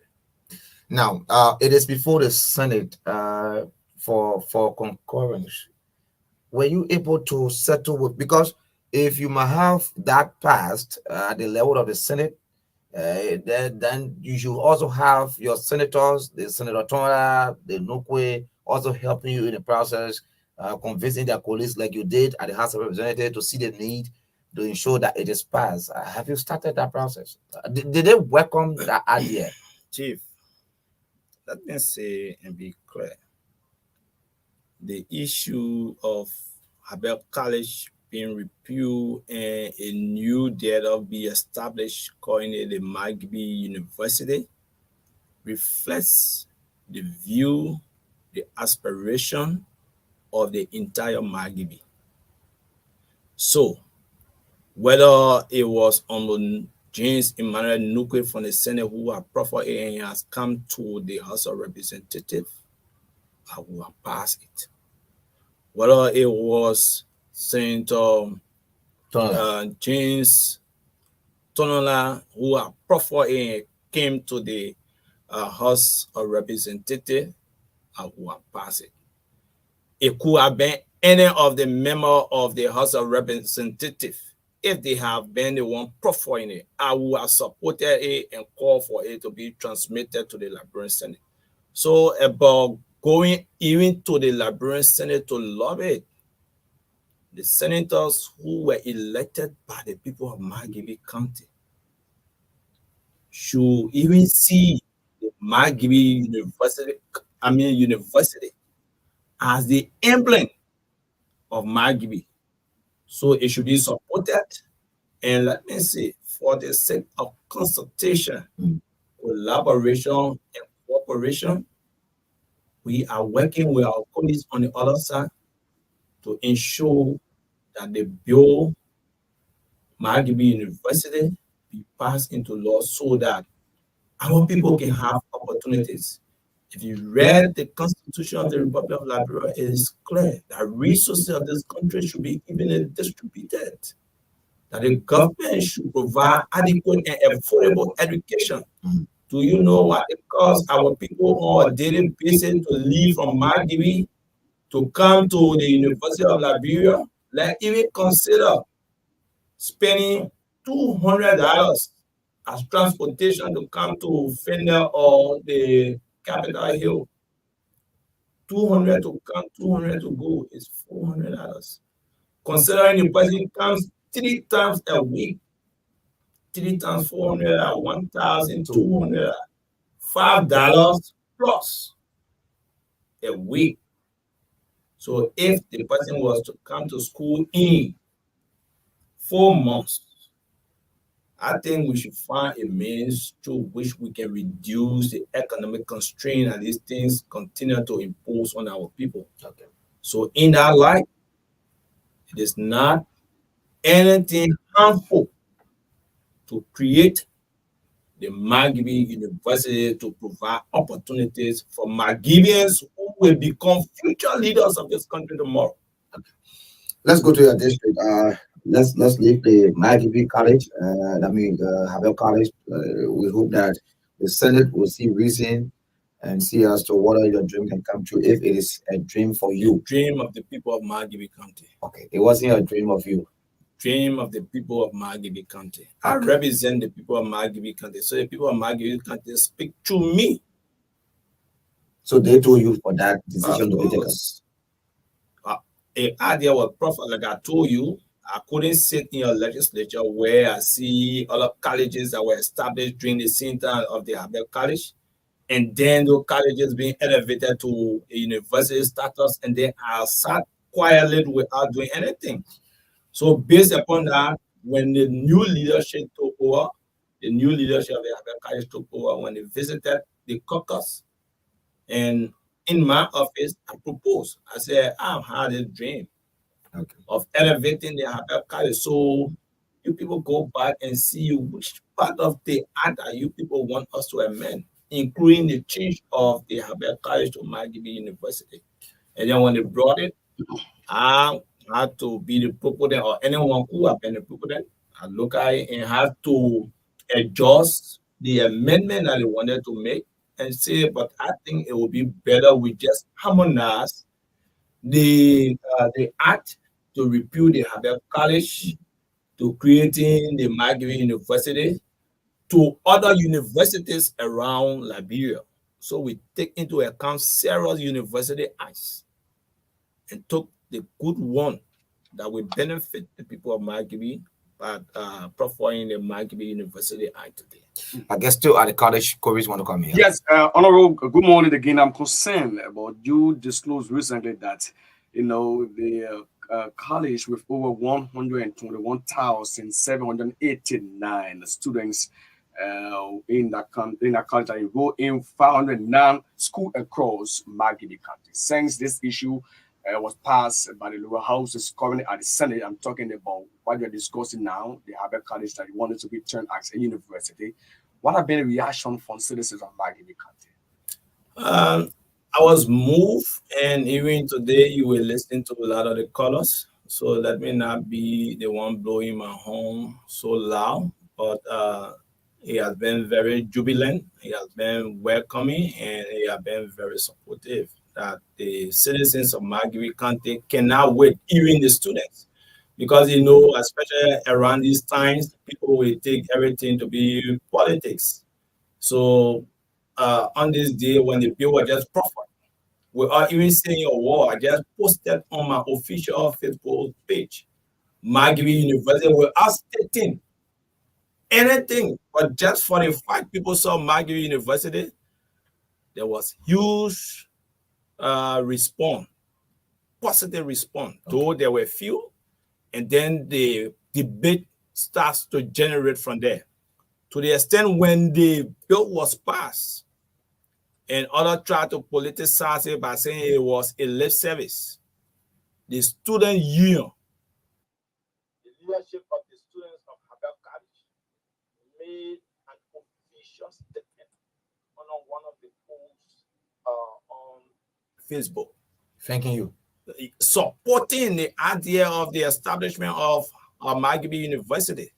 So it means that overwhelmingly, he has been supportive for the fact that even on the day of the passage, the caucus chair in Tepaluza Tapue raised the motion. And if you had the audio, listen to the audio in the form and manner in which he raised the motion for the passage of the bill, will tell you that the bill received overwhelming support, not only from the legislature, but from even citizens within the district. Let's get to your district because you You talked about being very optimistic of going going by by 2024.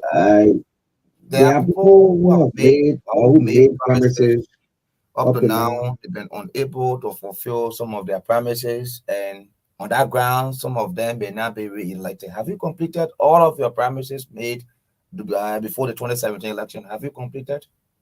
Majority of the promises made in 2017 were even completed before 2020, and it was based upon that you saw citizens in their number coming to petition me to extend my vision and ideology throughout the county in terms of participatory representation, in terms of equal opportunity, in terms of human resource development, infrastructural development, sustainable economic empowerment, sustainable agriculture program, improve health care and reconciliation. Today, if you were to go in the district, even we are in an election year, normally you will see around this time wherein we are barely 2 months to election, you will see a lot of people slowing down their infrastructure development. As I speak to you today, we have over 4 projects to be dedicated. Currently, as we speak, there are several other projects ongoing. Okay. We have And those are not campaign projects? Chief. I'm talking about 2017 And campaign. I'm not talking about this. So, let's understand, you asking whether I fulfill my promises. Right. And I'm telling you that we have done immensely well in terms of fulfilling our promises to the extent the people even were moved for which they asked us to contest the 2020 senatorial election. So I'm asking you this question because I'm coming. You politicians will start a project, you leave it at a certain area and say, the reason why I'm coming is because I want to go complete that project. I'm seeing the unification town hall. The unification town hall is still just as it is. There are other projects that we can point fingers to where politicians left it and say, when you elect us, we'll come back and complete this project. So I will tell you for free, even those who are in the opposition can never, I'm using the word, can never call on this radio and point to one project that was undertaken by Honorable Abba K. Jr. that is incomplete or that were left unattended only because of election. Normally, when we go into agreement with our contractors, the agreement is for 4 months, 120 days. And some of those projects are completed even before the 120 days. Okay. I will give you the instance of one of the recent, the laboratory at the Carpentry Health Center. We did not even have money in our account when we broke ground for that project. As you go there today, the project is completed. So, Chief, when we speaking, and I'm challenging. You build a structure or you build a library. I mean, lab or because what I'm asking, the many people go and put a structure and they don't equip those structures. If you want me to give you pictorial evidences, I can give you them. But let's understand what way host the equipment of the lab. You must have a building up to the standard of the Ministry of Health. Okay. So it is one step at a time. Carpentry Health Center was built on a laboratory. We saw the need to break ground by constructing a laboratory at the Carpentry Health Center. So if that has been done, it means that equipping the lab to give our people access to medical health care wouldn't be any issue. Let me say to you, under our leadership, we have been able to ensure that 44th container of medical supply was imported in this country, ranging from 2020 to 2022. So just in a period of 2 years, we were able to bring 40 food container on 3 in this country. Under our leadership, the Dolostan Health Center, that was an ordinary health center, has been elevated today to a comprehensive health center with an assigned director. Today, if you were to go to the Cottontree Public School, the Cottontree Public School, through our advocacy, a group in the United States under the name Association of Firestone Residents in Americas, was able to build a library at the Cottontree Public School that is currently undergoing serious renovation to bring the school to the standard of the library built. Besides, in terms of our advocacy, we have ensured that safe drinking water is at the doorstep of our people. Though it is challenging, yes, but we are still in the process of ensuring that majority of our citizens receive safe drinking water. Let's get back. In terms of scholarship, since our ascendancy up to today, maybe before this academic year ends, we might be in about 900 or close to 1,000 in terms of the provision of scholarship to our people. You giving scholarship or you giving financial aid? Which one you call financial aid? I got $400 to pay, and I ask you to help me with $20. Oh, so and you say, okay, let me. You didn't want to help someone with $20 come on the radio and can't announce it? No. Oh, because the thing is, scholarship is awarded to people with. So it means that I know the difference between scholarship and financial aid. So when I say scholarship, I mean scholarship, not financial aid. I say I'm giving scholarship to people. Can we trace that number? Chief, I'm telling you, I'm giving scholarship to people. Were you to go on my official Facebook page, not even picture posted, but there are video in which, look, let me say this. I'm one person that believes that politics is not rhetoric. Politics is reality. So if we ever win election online to people, you will find it difficult in leading them. So I do not go around flattering people only because I want leadership. No. I tell you what the realities are. It level you to accept the reality. So let me say, when I sit here and tell you I'm providing scholarship, to the extent, when we gave our report in the presence of the Speaker of the House of Representatives, on Bova Chima was even moved to the extent he provided 4 scholarships. If it were other people who are taking people from our list and say, give XYZ scholarship, but no, we left it open, and people who were qualified for the scholarship benefited from the scholarship. The Speaker office can attest that a few days ago, those students who benefited from the scholarship came. So when we say scholarship, we say scholarship. I'm saying since academic year 2016-2017 up to the last day I provided my report, that was on March 2013, the record shows that we gave over 768 individual scholarship within district number 2, and not government schools. Okay, private schools. It ranges from nursery to university, and we have been able. Go, the records are there. Maybe the only few institutions that we owe currently.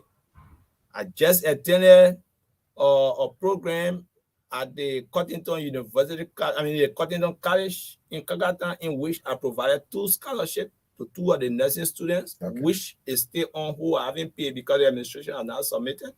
And we have 1 student in the Cottington University, which we haven't paid. But with the exception of that, all of our students.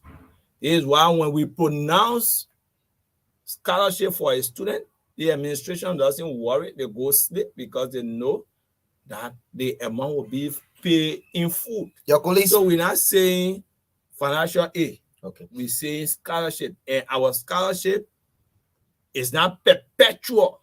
To say if we give you scholarship today, it means you are on it for a lifetime. Our scholarship is given on a merit basis. When we are invited to serve as guest speaker or when we are invited to a occasion regarding academics, the student that merit in terms of the highest performance student or highest performing student for the academic year program that we are going to attend, we gave either 1, 2, 3 scholarship to the best deserving students. And we have maintained that standard since academic year 2016, 2017 up to current. This coming Sunday, as I speak, as I sit here today, we have 2 programs to attend, which I've asked my office staff to go to. Okay. Tomorrow we're having serious order, and on Sunday we have intent to attend. Okay. To speak to 10 schools? 10 schools are giving us invitation to serve as guest speaker. Well, why are they giving you alone? Because there are others in the district. So it is because of what we have done. It is because of what we're doing, and it's because of our ability. What we bring to the table is why you see people calling us on a daily basis to perform. Let me briefly take you to the legislature leadership, where many of your colleagues have decried. What is the working relationship between you and the speaker? And are you satisfied with the level of leadership that has been provided for you people? When you listen to Representative Henson Kazulu, you listen to Representative Yake Koloba, you listen recently to Representative how they call it from the PUP, talking about poor leadership on the part of our buffer chamber.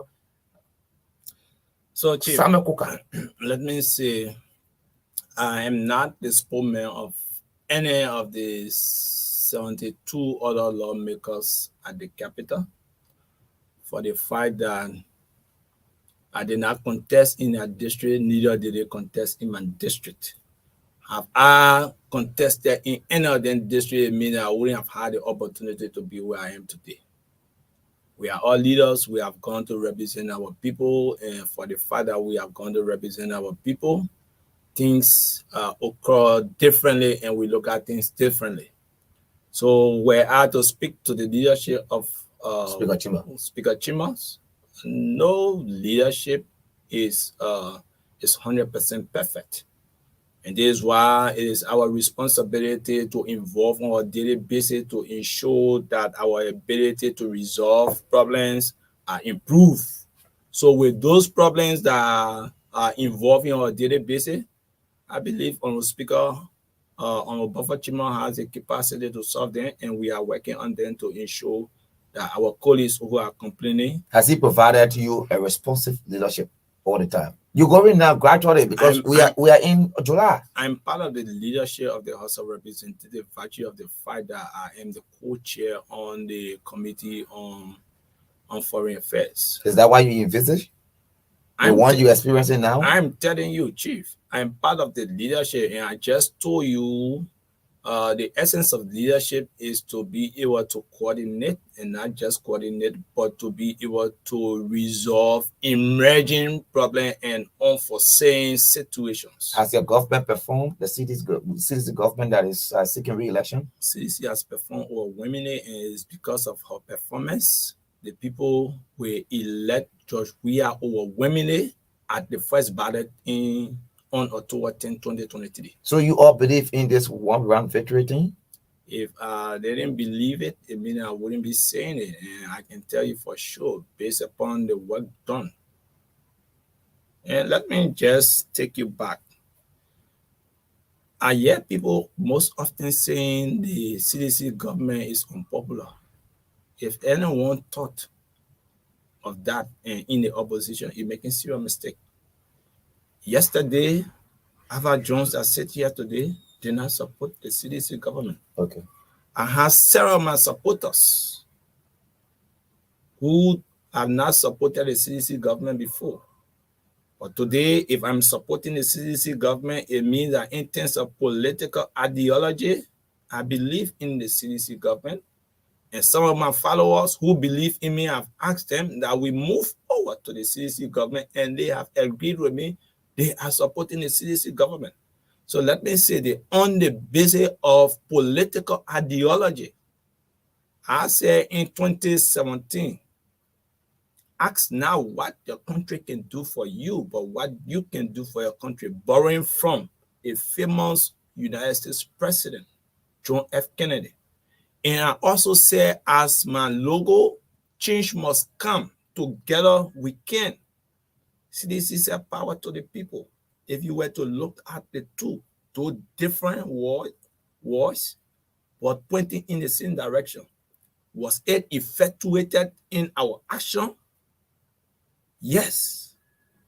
The citizens of Unification Town, who were squatters for over 70 years, to the extent that the Eden-led administration demarcated the RRA property, giving RRA 2,500 plus acres of land, exclusively leaving aside the Unification Town, but not giving them deed to occupy that land. Through my advocacy along with the citizens, today Unification Town citizens can no longer worry of being evicted at any point in time. They were given deed for the land that they occupy. Okay. Today, citizens cannot pay kingdom fare from Unification Town to Dolostown or from Dolostown to Unification Town. When the China Union Fund that came to us was only $80,000 and we had a project called $121,000. We made a passionate plea and the President of the Republic of Liberia listened to us and made available $45,000. We have to take few calls. It's 10 o'clock now. We're going to the radio department. We're just asking for a little time. Let's take few calls. 777-629-6659. They already are one of the numbers. Let me talk to this person. Good morning. Good morning.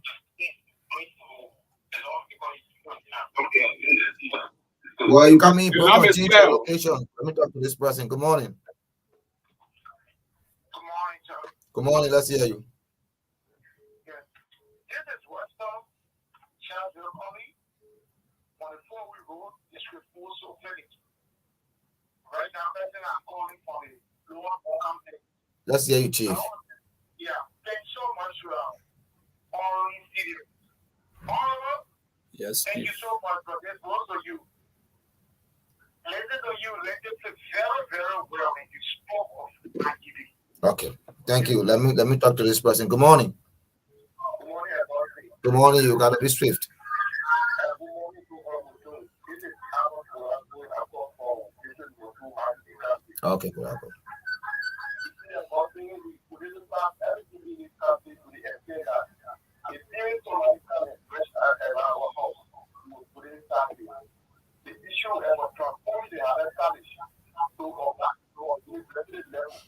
I think it is welcoming, it is encouraging, and we and we give all to the support that we should buy a right for the level to make sure that the American issue is being transformed in the status. Thank you. Okay, let me talk to this person on the line. Good morning. Good morning. Yeah, this is a good Okay. Let me say good morning to the whole of the studio. Good morning. And I think the issue with the college are not the names. The issue with the college are the three important factors. And these are the factors: lack of food, lack of administration, and lack of infrastructure. Okay. But when you look at the activity, When you say lack of administration, you have that Sarah Soma there. yeah, the president will appoint president. Okay. There were no projects appointed of the college. And in fact, the activated that college in 2012. If you look at part 8, section 2, it talk about the college offering a full degree in standard. So this is a meaning. I don't think it will make any impact into the college. Okay. Okay, you made your point. Changing the news, not necessary. Let me talk to this person. Good morning. Good morning. Good morning. Let's hear you. Okay, nothing. Yeah, one of the link for me on the June this morning by weather simulation. The same issue number two, most people here they are the general people grateful. So no matter how the system might be, we all know that other colleges have been some people are not practice. And this man have go on a cabinet to work on other college. You see that the no government in the world, you see some of the 30 politics and those crowd here will be playing. Okay, let me talk to this man. You already commended him. Let me talk to Emmett Hammer. Emmett, good morning. Good morning, Chief.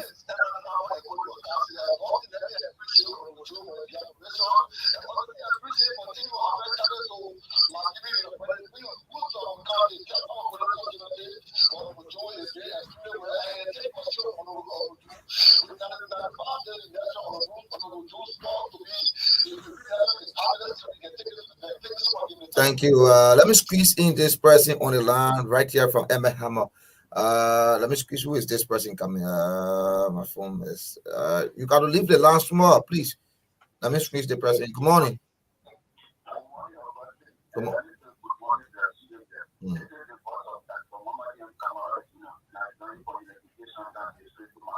Okay.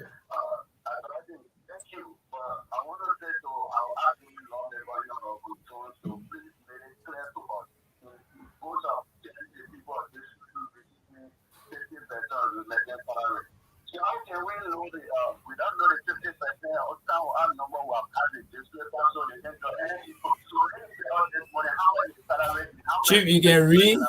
Bossman, you can read. Okay, so you get a counter response now. So this is the time for you to respond.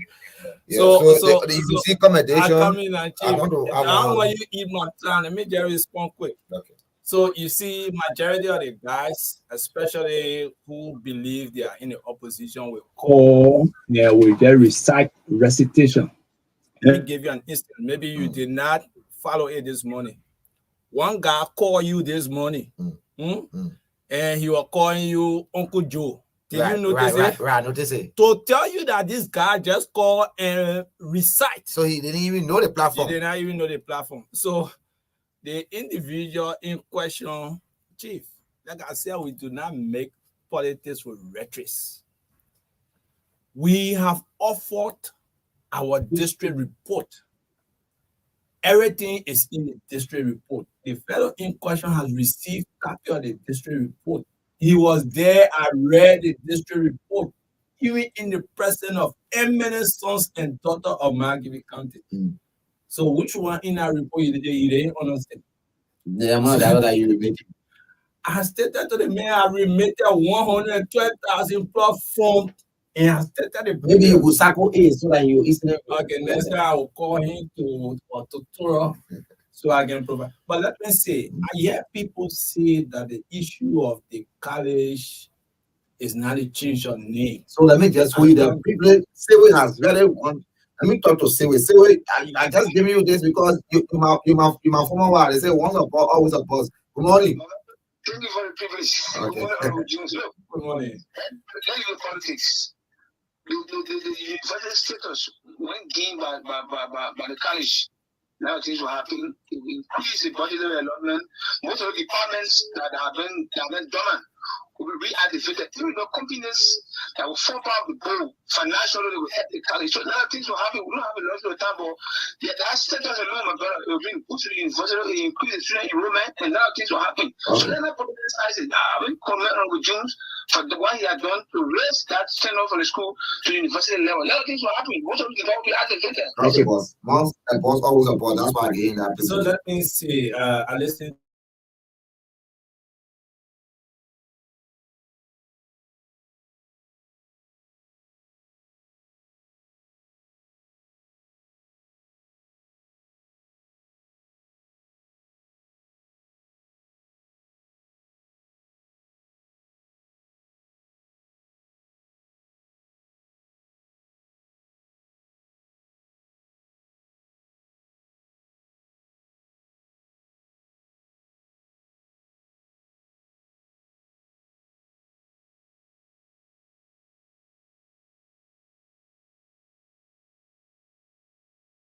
Facebook Real TV page. It has been Augustine SAAH, KORRIES KARNGAR, hosting Representative Eva Jones of my Gibby County. To have a pleasant weekend.